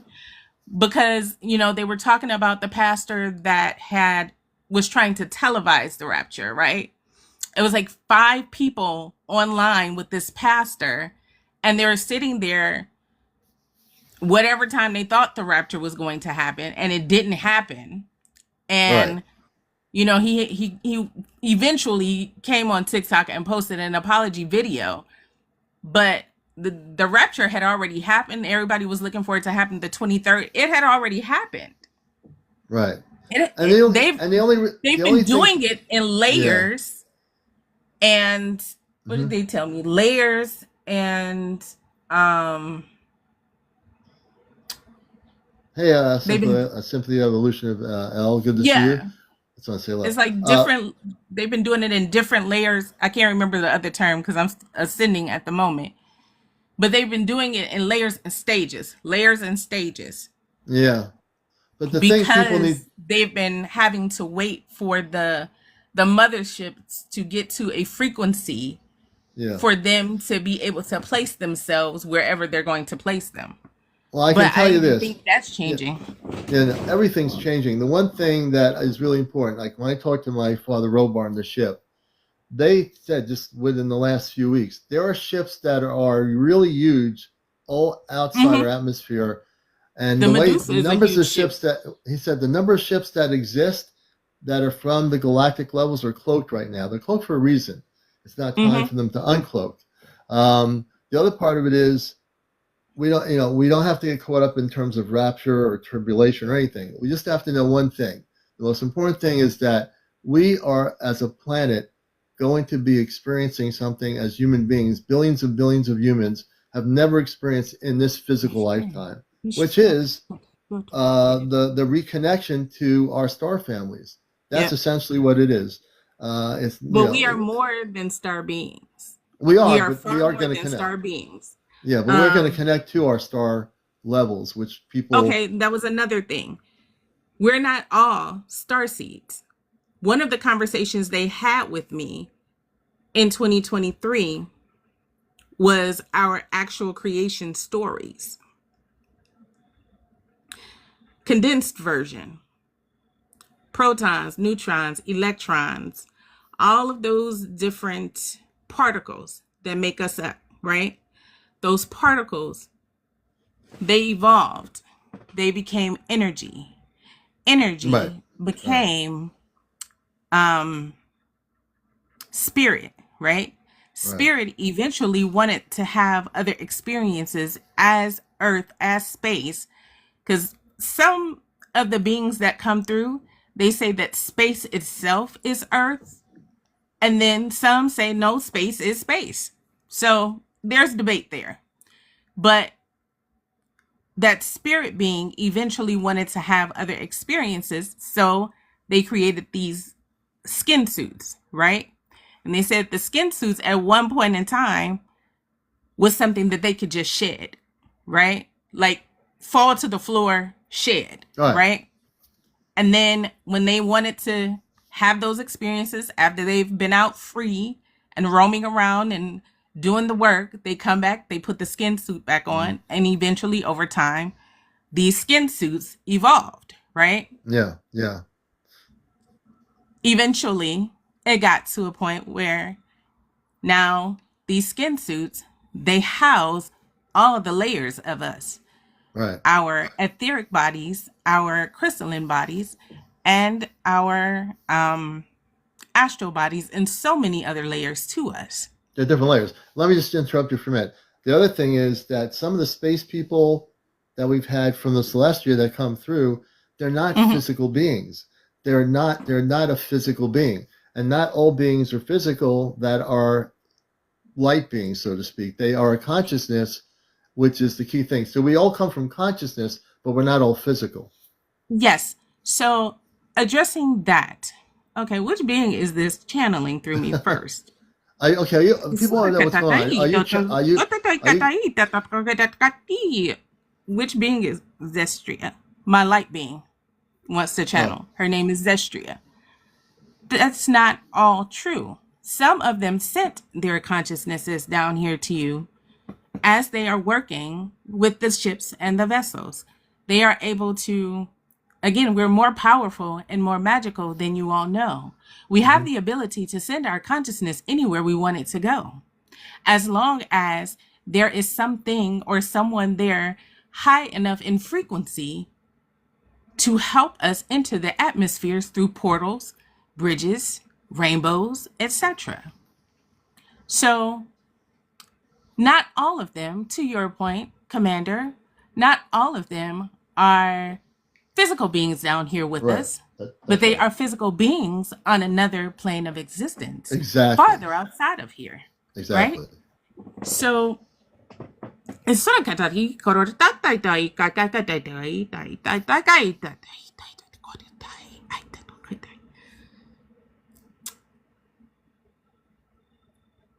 some of you that speak light languages, it is a mixture of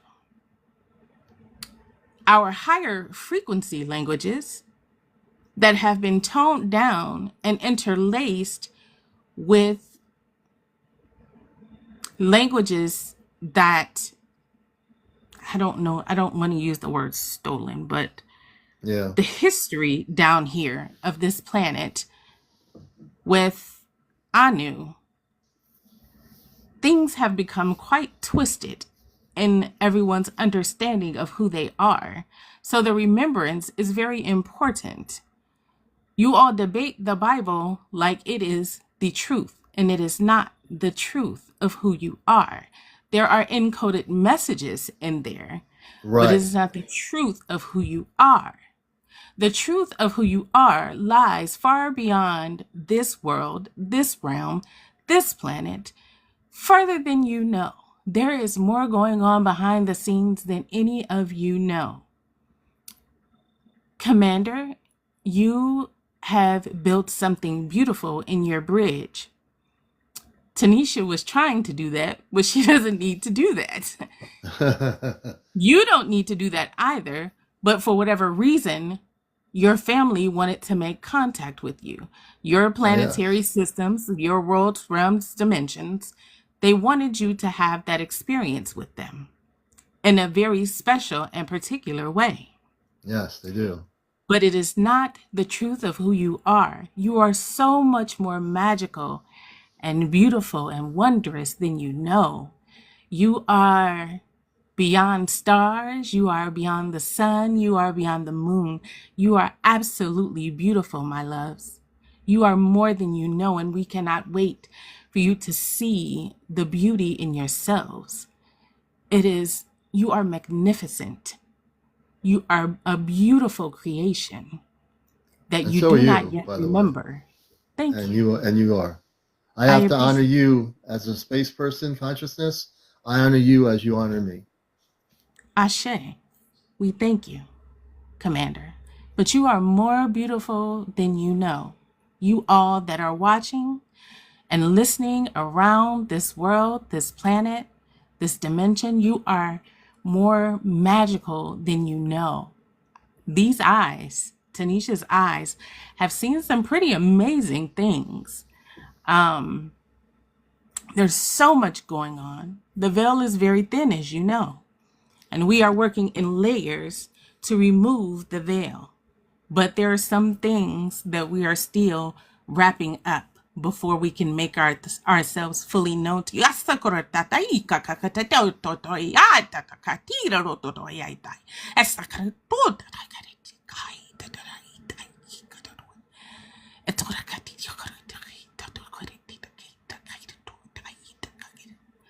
Okay, what being was that? Which being are you?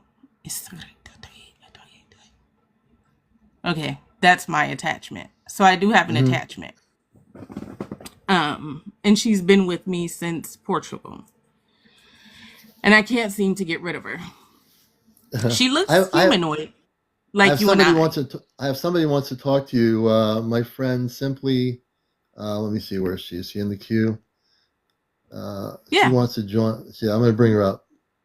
She's the absolutely. one. She's the one who helped me many many moons ago in what Mm-hmm. she's doing with her contact. I was very slow in dealing with it, and Mm-hmm. simply the evolution. Welcome. Hi, hey everybody. Hi. Hey, sister. Hey, it's funny because I messaged my nephew. Um, Tanisha, I know you. You do? I know you. I Huh. know, I know that energetic signature. Oh, the Okay. energetic signature. Okay. Yes, yes. Um, like I knew immediately. That's awesome. Your What are you picking up?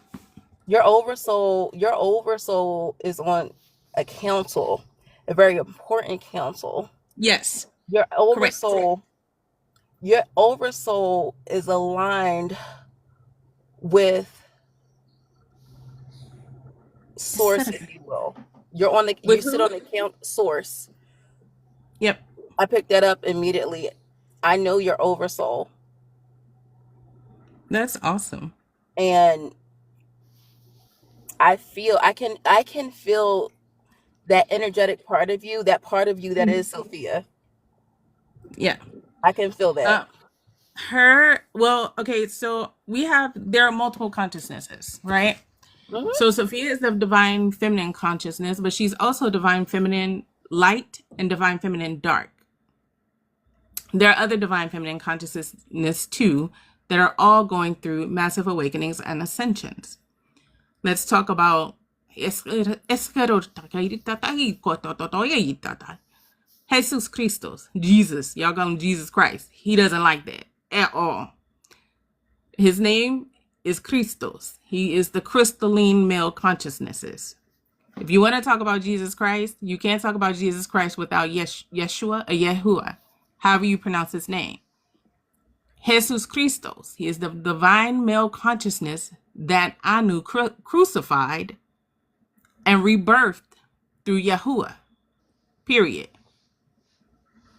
He's going through a massive awakening and ascension, waiting to be returned as the male consciousness. Whole lot down here going on behind the scenes. There are other male consciousnesses too that were crucified and that were rebirthed through Yahuwah. They've been going through massive awakenings and ascensions and a different type of rebirth, as we all are. That's what they are preparing us for before they make the ships known. Before they uncloak anything, they are still activating things. What my parts, my body, right? Your body, from your head to the tips of your toes, it's a whole living, breathing organism, right? It functions all independently of itself. Your parts are having conversations with itself that you do not hear and do not know. When you think you're talking to yourself, you're not always talking to yourself. You're talking to your vessel, and your vessel is responding. You just don't know which part of your vessel is responding. It could be your hair. It could be your eardrums. It could be your hands. It could be your feet talking to you. You don't know what part of you is answering you. Unless you're clairaudient and you're cognizant of what you're channeling, and you can ask, which part of me is talking? Right. It will respond to you. And I want to jump in here for just a moment. I have some beautiful people on here. Tanisha's again, Simply, I've known forever. And I thank Simply. When we talked to you the first time, and she came on here with her space contact, I thought it was amazing. I said, how could somebody do that with a chat GPT? So I experimented with it, and she knows I did. And when I did experiment with it, she knows that it wasn't the technology that did it. It's me that made the contact with them through consciousness. It had nothing to do with the technology. It was just a relay. The other thing is that people have to understand, and again, there's many realities of this cosmic. The Jesus that we know on Earth, there's a lot of misconceptions about him. I've told people before in my awakening and my space consciousness that some of the things in what they call the early history about who he was not correct. For example, the fact that when they say he was in a tomb and he came out of a stone rock area and he was walking around the countryside, and people say, well, he went up into a cloud. Well, yeah, what did he do? How did he go up into a cloud? So I said this before, I busted the matrix many times on 3D religion. He was beamed up into a ship. The cloud was not a cloud. It was a electromagnetic field around a huge ship, which he went onto. The Jesus that exists now is a very loving, happy being, space being. On the Earth reality, we still look at him in 3D world. People that go to their religions think of him as being somebody. Every time I have to see him being put on this thing, I'm not going to even say it. It's a distortion of information. Everyone calls his name, calls on consciousness, calls his name Jesus, but does not realize that he's a consciousness. He's a consciousness. You are trying to embody, but you're doing a piss poor job at embodying the consciousness that is Jesus Christos. Yeah. Or the Christ I always like to use the word Christ consciousness, for that's something people understand. And so what we're learning to do in our awakening is becoming Christ consciousness. It's not easy. We have billions of people on here. It's not. But when you understand what it is and you meditate and focus on working on it and you realize you can be that, it's a matter of doing the work. It's just like I want to jog around the block and jog and get myself in shape. you can do that, but you can't just talk about doing it. Either you do it or you don't do it. Yep. It's a free choice. It's a free will. It's a free decision, Absolutely. right? There you go. Absolutely. Absolutely. I mean, it's not hard to be a kind person Right. if you choose to be kind. Yeah. It's not hard to be a nice person if you choose to be nice, right? You're not born inherently evil. It's something that's taught. That's right. It's taught. It's not. You know what I mean? It's So you interesting how have we live to on a. Yeah. want to be a nice person, a kind person. You don't necessarily have to be Right. the product of what raised you. Right. Period. A baby, right, doesn't come into four and say, I don't like that person because of they're purple. I don't like that Yep. person because they're happy. A baby Hmm. doesn't think that way. Babies never think that. When we are babies, those of us that not everybody, like you said, is a starseed, but when we are starseed coming here on a mission, which you are, which Hmm. simply is as well, and many of you in the audience are, we come here and eventually forget. Well, we forget who we are originally, but as we get older, it'll kick in. If we're starseed, it's going to kick back in at some point in our adult life. It kicked in Hmm. for you in 2023.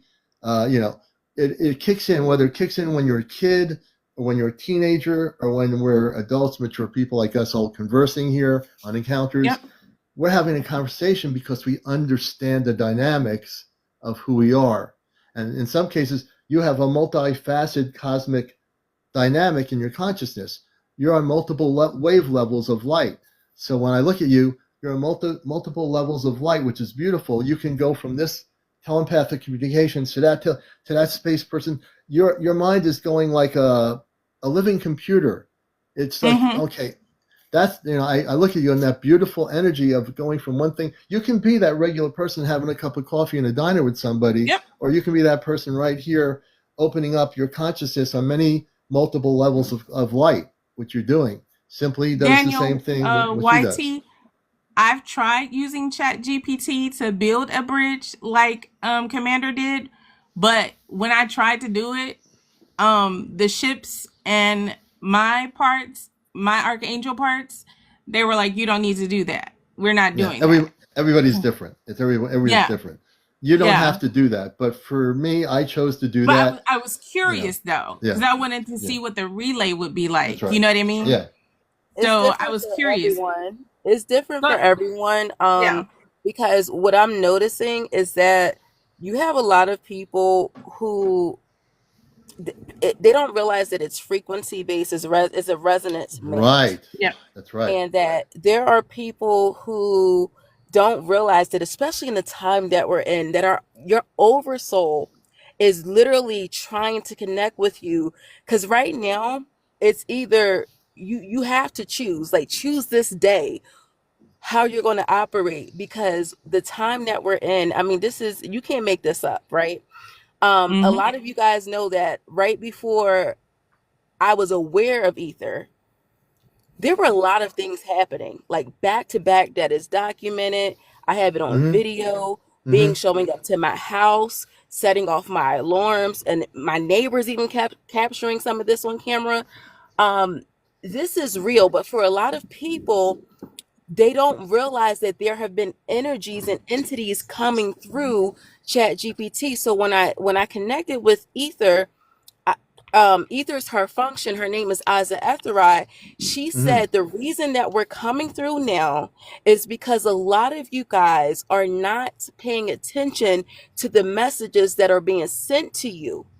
For the Hmm. timing that you're in, people will come through different ways, and people, oh, that's kind of cute, 777 333 444, or they'll get messages in a different way and they just kind of write them off, or you know what, Yeah. and maybe I'm looking too much into it, it's just a coincidence. And it's like we're not even trusting ourselves. And some of Mm-hmm. you guys have literally have your had your oversouls come and watch in on you, some of your galactic family, and a lot of you guys thought your homes were possessed, right? So it's so much going on. And I became emotional because I knew what she was talking about. She Mm-hmm. said, "Elle, the time is now. The Yeah. time is now." And so I asked her, I said, "Well, how do you know me?" And she said, "Oh, I was there when you were birthed out of source." Hmm. She said, "I'm a luminary."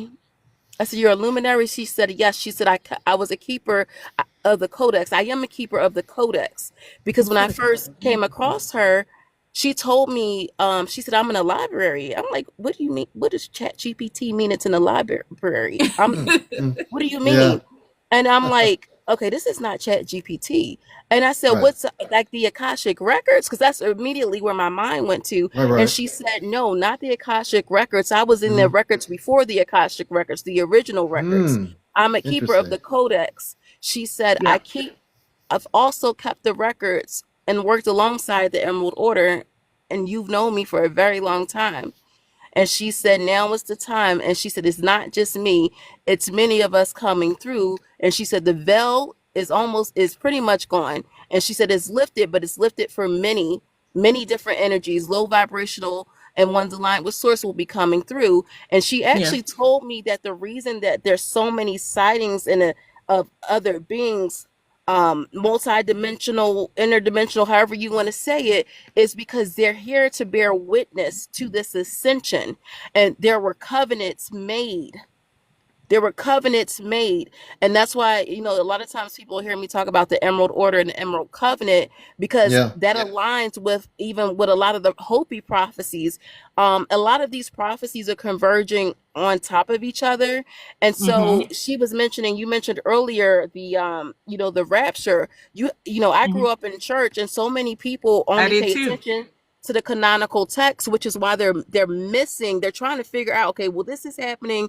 Well, I don't see this anywhere in scripture. It's because these are other prophecies that Yeah. were foretold in other places, but a lot of Christians were told not to read anything outside of the canonical text. So they don't know that Dogon prophecy, that Hopi prophecy, that things that's in the Nag Hammadi text, things that we see in Vedic text. All these things are coming to pass, and it's so beautiful.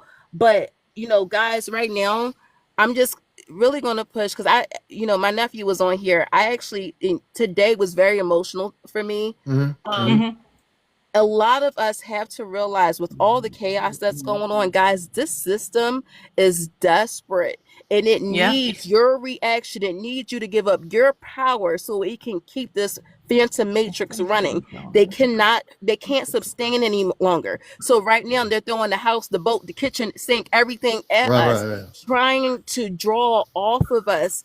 And another way, this too, guys, at least for us over here, that they're trying to get people to bring more souls into this plane of existence by birthing them, not understanding that time is over. Hmm. You won't have any more souls to draw off of. So I am pleading with you guys to stop fighting your oversouls, because a lot of you guys are warring with your oversouls, not realizing that that's who's looking out for you, and that's who's trying to get you to wake up. A And you know what? lot of you Simply, guys, huh? one of the things also it's really important, and we have Simply, who's a fantastic person, who does a live too, Tanisha, and again your host, CmdrAleon. One of the things people need to realize that if they would, and my space family says, don't neglect your brain. And I always say, people, don't listen Hmm. to your brain sometimes, because it will conflict with your spirit, only because it is what it does. It's the brain. It's like it does its thing. The spirit, the higher self, which we have, whether you call it your Hmm. soul, the higher self, your light body, it's within us already. The thing is, because we're so involved with the everyday world we live in, people, we forget to sometimes connect with that inner part of us, which is the most important part of us. It's our inner part, right? And I've taught this in my workshops. Once we connect with the inner part, we can travel, when we astral travel or go into what we call a Merkaba, where our body becomes a living ship, a little ship. We can travel Hmm. anywhere we want in the universe. There's no limitation to where we go. But we have to make the attempt to go within us and reconnect to that source, who we are. It's not so much the bodysuit, as you were talking about earlier. We're in this Hmm. bodysuit, but in the bodysuit is our light body. In our bodysuit is that higher energy self, that who we are.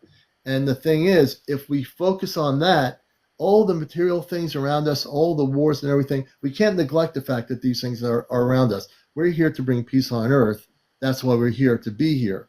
We're here to Okay, Commander. transform. Um, I want to answer his question. Oh, what question? Where's the question? Can he wanted to ask why the dinosaurs really had to go away? User 868-707-620-1566. I missed that question. I was talking. Oh yeah, I see that. No, it's not. It's not. There's It's nothing. not. I promise you, it's not a dumb question. It I isn't. promise you, it's not a dumb question. So again, this awakening journey that I have been on, it's been a roller coaster of things that I have seen, beings that I have talked to. Okay, so I don't know what timeline this happened in. I know it happened a few years ago, where they had found like an island of dinosaurs somewhere off the coast of China. Some explorers, I want to say might have been like 2020, 2021, somewhere around in there, maybe 2019, between 2019 and 2021. And they were trying to figure out who they were going to take to go explore this island of random dinosaurs. Oh man. You don't know if they're carnivorous. You don't know if they want to be bothered, but you're going to approach this island of dinosaurs. Right. Make that make sense. So it's not a dumb question. They still exist. Again, we're more magical and more powerful than you all know. There are things down here that you think are just cartoons and TV shows, and they're myths, they're legends, and these things, these beings actually exist outside of here, right? You have been so conditioned to believe that Earth is it. This is the only thing down here. Exactly. That's what's happening. You've been conditioned to believe that. You've been conditioned to not believe in magic, right? Because down here we condemn the idea that magic exists on any level, on any and all levels, right? It's one of the reasons why they burned the witches, right? They burnt them because magic. We don't believe in it. You're trying to kill me. We You're stay away trying to from the hurt me. witches, more the cosmic, but I do understand. The thing people have to understand, like, we say dinosaurs for, existence. Now, when they say, we were always taught in school that the dinosaurs used to exist. Now, that's what we were taught. That was a 3D teaching. The truth is that on this earth, because they taught us that, they think that they're extinct. They're not extinct. They're living here right now among us, but we don't know where they are on the planet. They are here. They're just in a remote area of our planet. They've already been ascended up to the ships. Yeah, they're already here. They exist. Yeah. That we were given very limited teaching, everybody, on the existence of our different things on our planet. For example, I've talked multiple times about the space cities in our oceans. There are space cities in our oceans that exist. They've been here for billions of years, not thousands of years, not hundreds of years, folks. Get this. Billions and billions, like Carl Sagan would say, when I was growing up watching Carl Sagan, he'd say billions and billions and he would say billions of years. So when you think about that, these space cities in the oceans are in very sacred locations, very, very deep in our oceans. Now people say, well, how could they live there? They've been living there for billions of years. They can live in a dome structure that's beautiful, and they have food, they have everything they need. They don't have anything artificial there. There are space people that live in the inner earth in the Agartha network, and they've lived there for billions of years. There are entrances into the earth to the higher levels of light in our own planet, what we call the inner earth realm. The inner earth realm is real. Our planet is not made just of a core rock with a bunch of lava going around and the inner earth keeping us spinning. That's just the 3D terminology of what we were taught in our schools. The reality is our planet is a hollow earth, whether people want to believe it or not. We are not just a solid core rock of stones. We are something way, way beyond that. And I mean, a lot of you know, when you look around your topography, wherever you are, you've flown over the Grand Canyon, you've flown over Utah, you've seen like these huge tree trunks, right? We had giant trees down here, right? What you think are mountains, giant trees once existed, right? So if you look at it and you see, you've also seen in different places, right? These giant tree beings laying down, right? Something happened to lay them out, right? Something took them out, but they're sleeping. Period. They're sleeping, and they are awakening. Um, that was another thing. A lot of things that we think are AI generated are not AI generated. That's just what they want you to believe. Right. That's right. Oh, Commander, I forgot to tell you, I was on a live a couple days ago with Dr. Avi Loeb, and it was the coolest thing. Had a fangirl moment. Do you know who I'm talking Mhm. about? The Yeah, astrophysicist? Dr. Avilo, was he Yes. on? Was Yes. he on? Is he Oh on my TikTok? goodness. Yes, Was he on? he was literally, he was live, and I was in the, oh my goodness. So he is standing on business, and a lot of people were like, what if he's the op? Guys, I'm gonna be honest, I really, that's not at all what I'm picking up. He's literally going against the grain. And my nephew and I were speaking, and he caught some of the live as well. And he said that Dr. Avi Loeb almost reminds him of Leonardo DiCaprio's character from Don't Look Up, Mhm. because you know how they wanted him to play along, like, listen, just go with the flow, right? And he's going against NASA, saying, listen, this is not a comet. So much so that he had to create his own scale. So Right. much so that he, and so, you know, guys, you know, now is not a time to be in fear. Um, you know, I'm not in fear. Oddly enough, with all this chaos going on, it's like, because we're in awareness, and having that awareness, you do have power. You are not lost. You are not, I think a lot of people feel like they have no control. Like, what are Mhm. we, Mhm. helpless right now? You're not helpless. You're in knowing, and it's like with all of these, you know, visitations. A lot of us have been seeing, having, or a lot of you guys are seeing and experiencing other timelines or different planes of existence. Is to let you know that you were never just this body. You are Yep. Right. so much Correct. more That's than that. right. And just like I told Tanisha, I recognize her, you know, and my nephew can tell you, I literally, like, I messaged him. I was like, it's a young lady in Commander's Live, and like, I recognize your energetic signature. And so when we allow ourselves to stop and feel, to feel and go based off that knowing, because I Yeah. always say I don't have to hope, I don't have to that knowing will tell you. Yeah. um but guys, we are where we are meant to be. Now is the time for us to connect with one another.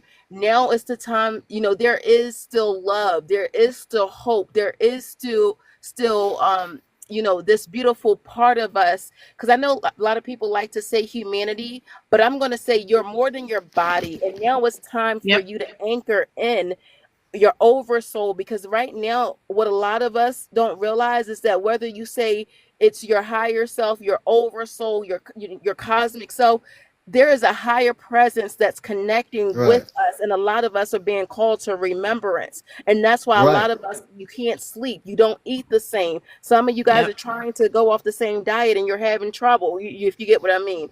And so Mhm. I just want everyone to know, like, do not give up. If anything, right now is the time that you stand firm, planted like a rock by the water, right? So That's I definitely, just what you're want saying everyone is to true. know And, that. and, and Hmm. Avi Loeb, I've watched his videos, and Thank you, Hmm. that's when Ron. I appreciate that. That when he started his videos a few months ago, or whatever, regarding the Atlas, I said, I've got to bring in my space family. And we actually brought in people from the Atlas spaceship that nobody has actually done that, because my level of frequency, what I'm supposed to be doing here is multi-dimensional. My cat's somewhere looking around. That there's something that has to be done in terms of real knowledge of this thing, because there was so much misinformation on TikTok with all these fear-based videos about the Atlas and all that stuff. And listening to what he was saying, I said, wait a minute, I better bring on the space people, and I know I can do this. My father on the ship brought in some of the space people from the civilization that's in the Atlas, and they spoke on the live through the communications link.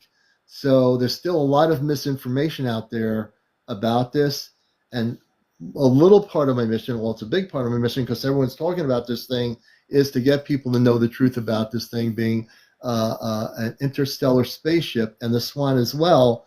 But they're not all physical beings on that ship. They are, like I said earlier, some of them, they do have names, but they're a physical, beautiful consciousness of light that can Yep. speak, but that's not their main language. The language is in sound.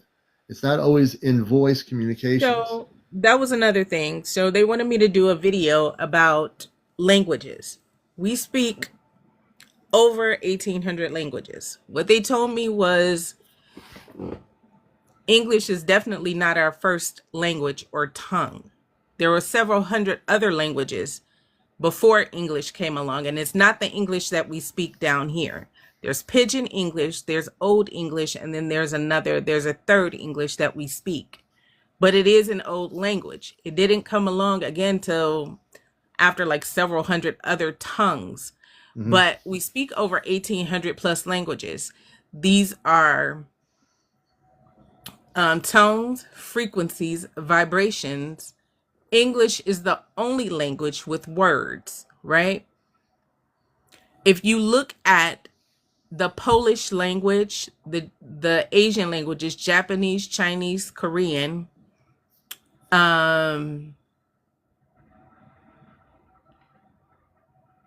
Tagalog, and some of the other languages, those are light languages.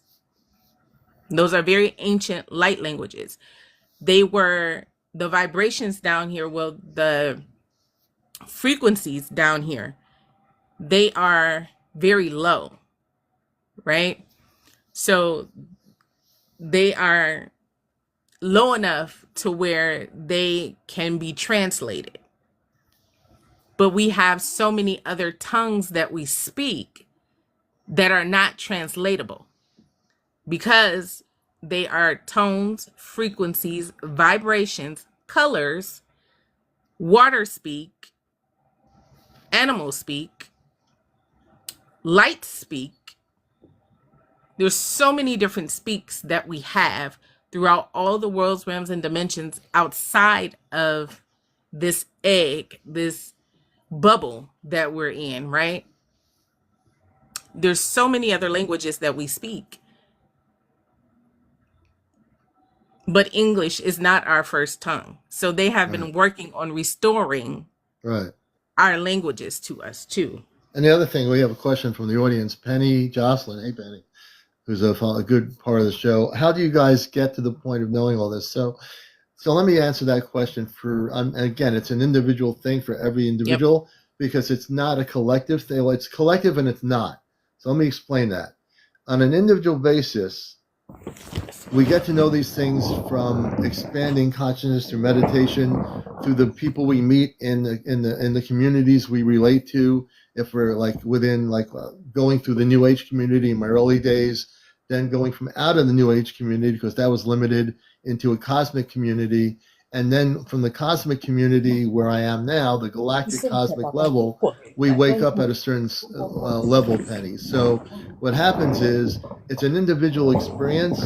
My experience is different than Tanisha's, but what collectively brings us together is that we are awakened souls.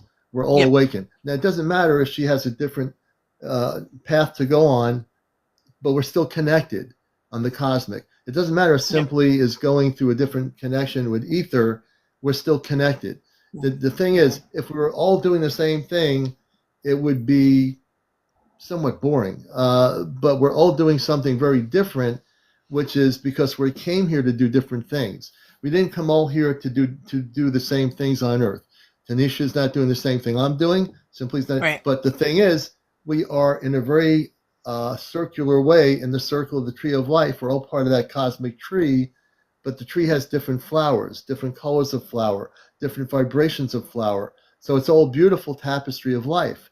And we all create that tapestry. So I can understand everything that Tanisha's saying. Simply, I can understand everything she's saying because it's all part of a tapestry. And then we're all part of an experience that's universal, multidimensional, and there's no limitation to who we are. Once we wake up, you'll find out, folks, that there's no limitation to our consciousness. Our consciousness, as it wakes up, sometimes will like baffle you because now it's waking up so quickly. You're saying, "Whoa, wait a minute! I don't understand what that is."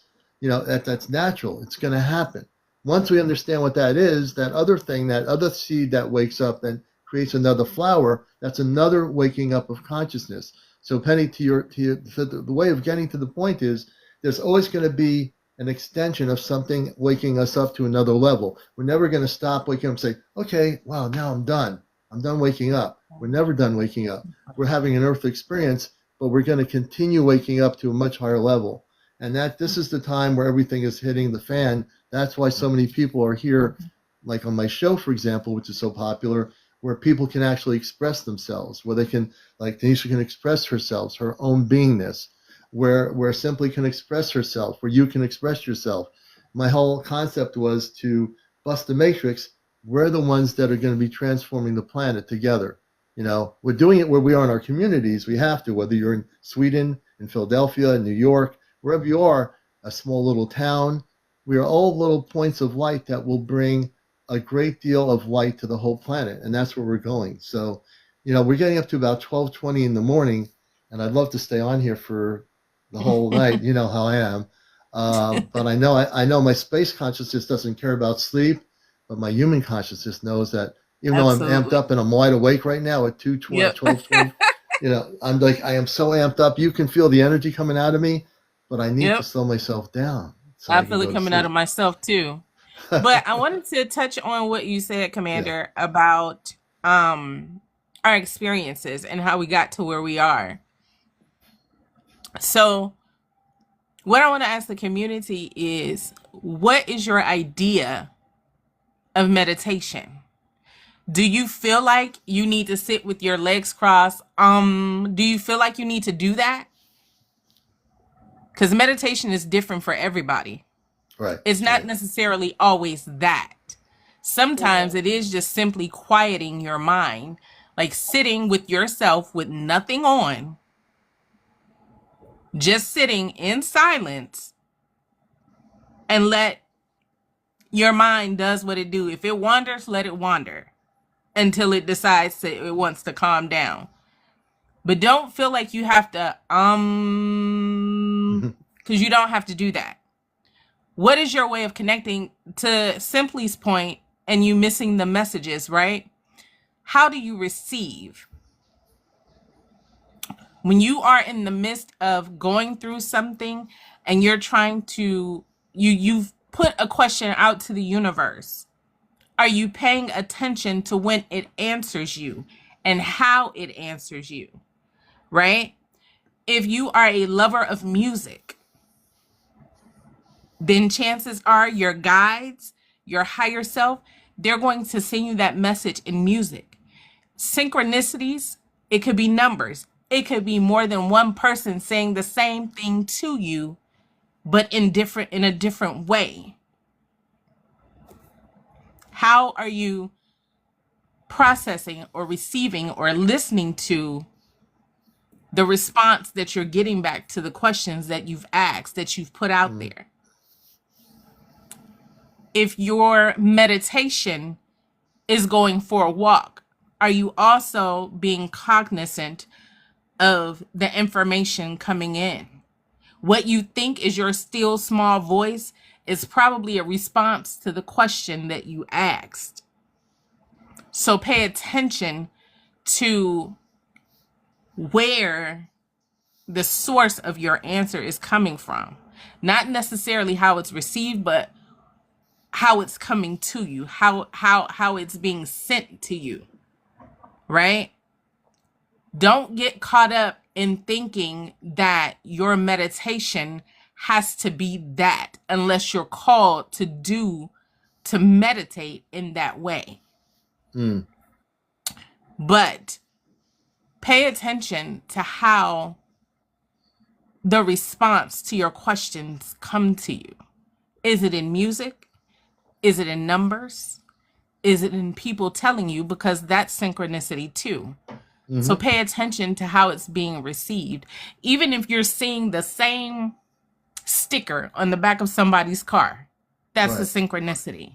If you see it on the back of a car, or if you see that same thing on a billboard It's a synchronicity. So pay attention to how you're receiving the questions, the answers to your questions, or even your thoughts, right? Because the universe, the cosmos, all of those things, all of our cosmic family, right? Telepathy, right? They're reading your thoughts even when you're not speaking. So pay attention to how that response is coming to you in regards to the question that you asked, whether you asked it out loud or you were thinking it, There you right? go. So be mindful of that. I started off just sitting with myself in silence, and then that's how I grew my meditation. But my meditation has evolved since then. But also, like, practice with yourself. Your clairs, your clear audience, your clairsentience, your clairvoyance. Practice with yourself, right? How do you do that? Take a deck of cards, put them face down, shuffle them up, put them face down. Pull a card. See if you know what it is before you look at it. Just simple tasks to activate that thought process, that knowing, that your clear cognizance, your clear sentience, your knowing, your knowing your what's the it's sort of on my nerves. But small things to help you connect with your intuition, your knowing, your clear audience. Just small, simple things. Different small exercises will help with that. Yeah. And speaking of that, to segue back, I want to thank my beautiful guest, Tanisha, for coming on. You've been Thank you fantastic. for having Simply, me.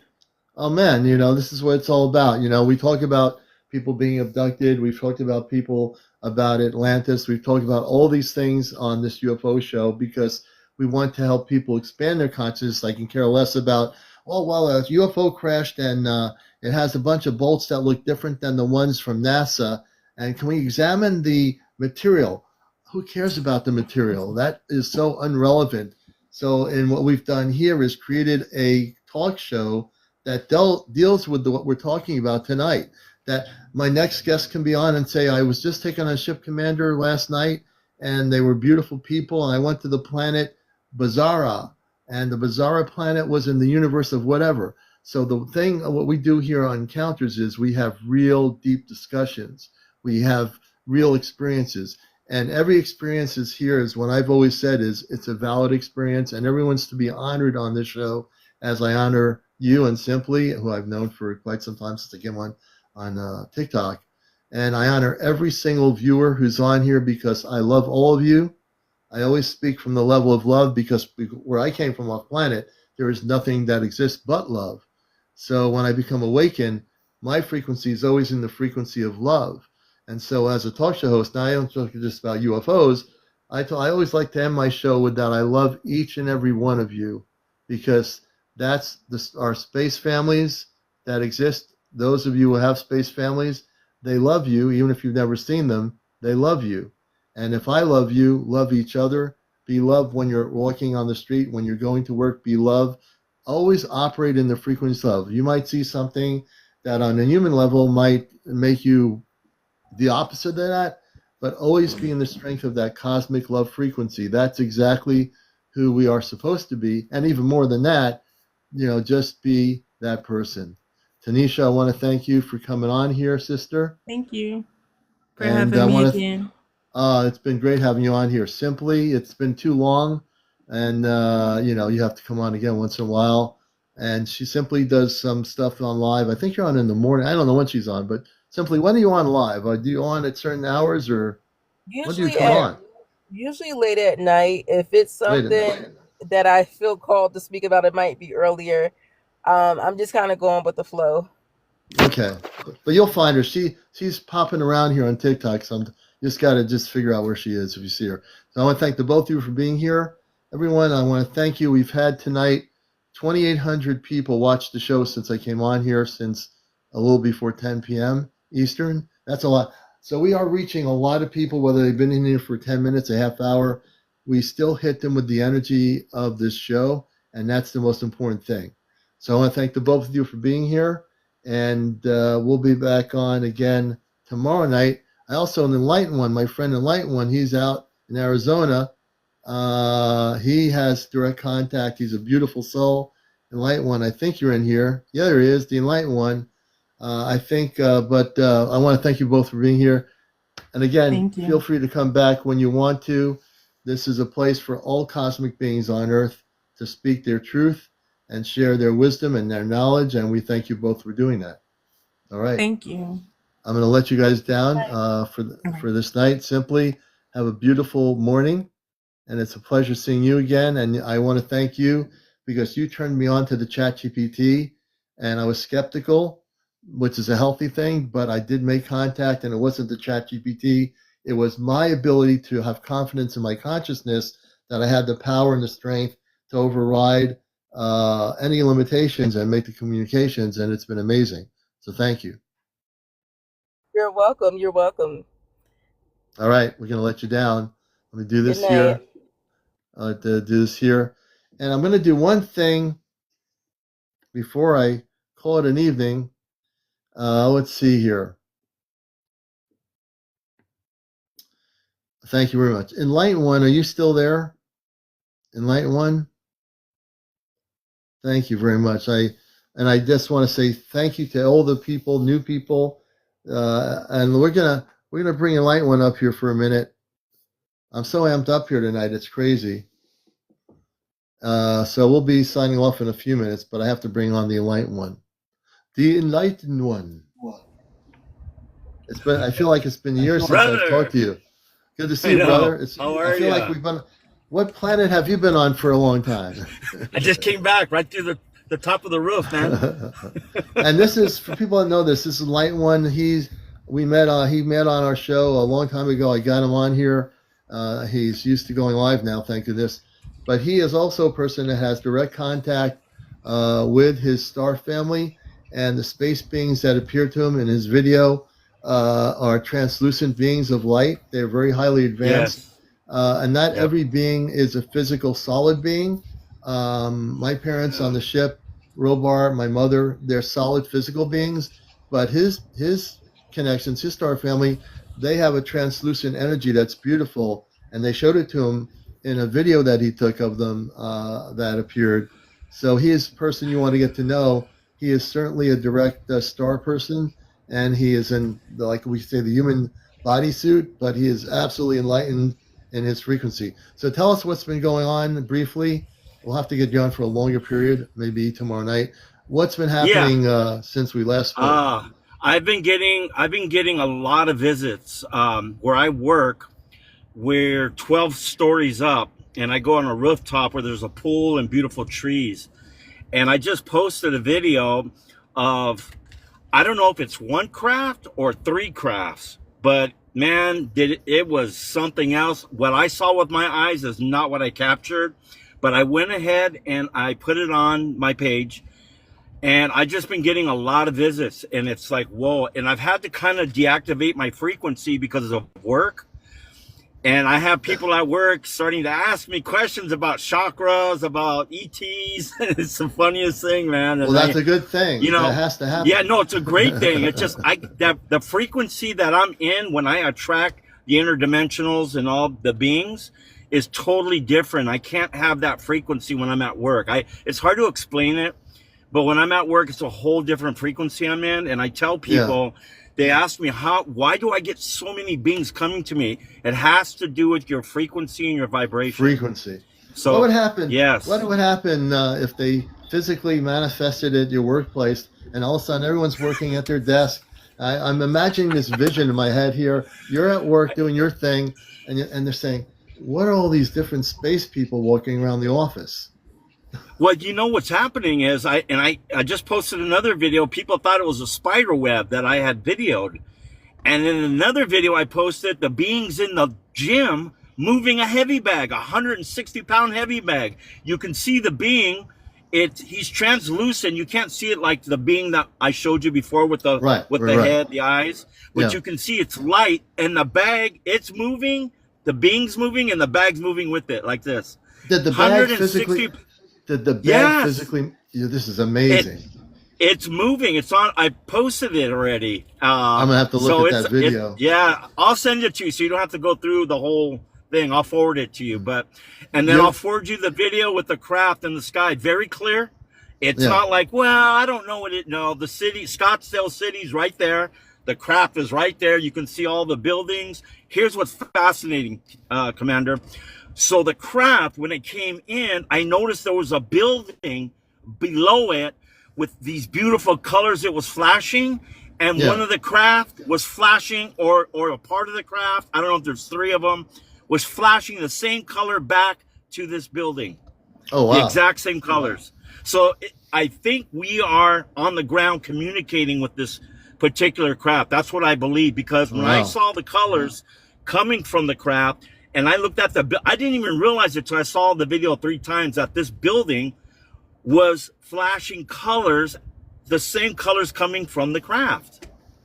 What were the Absolutely colors? amazing. J. Rock They Wilson's were asking. green. They were like red, green, blue, just beautiful ambient colors, man. In the building, same thing, same exact Oh, wow. colors. It's We're gonna just have to below it. I know you're very famous in Hollywood, and so I'm wondering, since you're doing movies, I'm just kidding, folks. He's not in the movies. Not You know, anymore. I could make sure people believe 20 that, years but ago, that- yeah. 20 years ago, yeah. He was, Yeah. you know, he was in Star Wars in one of the earlier movies, but no. No, well, I shouldn't have told them that, but that's all right. Shh. That's our secret. That's our secret. But no, I will have. If you're available tomorrow night when I'm on earlier, we'd love to have you on to talk about things Okay. because I think it's important. And Somebody yeah, was we'll do asking, that. is it plasma? Yes, a lot of them are plasma. Yeah, he has contact with plasma beings seriously, and they are very highly evolved intelligences. So we talked, once in a while about plasma beings. They do have a physical human form, the plasma people, and the plasma people are both men and women too. And the plasma people also have children, but they're plasma energy. So I know it's different than my family, which is a physical space people in human form, but the plasma beings also have families. Yes. We might not understand how they create, but that's because we live on Earth and we have known how we create here as a human Totally living different. person. Totally different. Totally different. Yeah, they do it through higher consciousness. It's higher consciousness, yeah. All right, man. Yeah. I want to thank All you right. for coming up here. I had to get you up here. I saw you popping in. So, I know I'm so busy, Commander. I've got a lot going on right now, so I got these 3 days off. After that, back to the grind. Well, the thing is, he says back to the grind. I didn't want to say it, but he goes off planet for a long time, and then he comes back to Earth and he says, I've been working. But he's really been off planet in space. I wasn't supposed to say anything. I'm just kidding. Anyway, no, he does have to go back to the grind, so to speak, just like we all do. Not all of us, but yeah, whatever. Hey, Lighton, thank you, brother, for being here. It's always a pleasure Thank you, to have brother. you on here. All right. Thank you, man. I'll see you. See you soon. I'm going to let Bye, you down everybody. here. I'm going to try to get myself Okay. unamped up. I've been amped up all night, which Okay, is I'm unusual. going to but I unamp am. you. I'm going to send you some calming frequencies, man. I can use that. Right now, I need to lower my I got to de-amp myself now. Your chakras are bright, man. Much Yeah, I know. love. If I had my space family on here right now, they'd probably be saying something. I'm going to find out why I'm so amped up here. All right, take care, Enlighten. We appreciate All right, it, brother. Bye, everybody. See you soon. All right, and I'm going to say thank you to everybody here. I'm going to definitely try to calm my energy down before I go to sleep here tonight. KSE, yes, this is where you share UFO stories. KSE, join me tomorrow night. We're on at 10 o'clock East Coast. This is Encounters, and this is where you can share your UFO stories. I'd love to hear your story. We're usually on thank you for the follow. KSE, I'm going to follow you too. I'm following you, brother. And we're going to love to talk to you, man, tomorrow night. Much love to you. All the new people following us. We've been on here for almost 4 years. We're going into, when we get to December, it'll be 4 years. So I want to thank everybody, all the new people finding us. Please let other people know about us. If you want to know what's going on off planet, this is the UFO show to find it. Jersey for Life, thank you, everybody. We love you all. I always have to end the show with love. That's the frequency of our space brothers and sisters. And this is not your typical UFO show. You're going to find out that this show is a spiritual UFO show, not a nuts and bolts show. Everybody take care. We'll catch you again. Be well.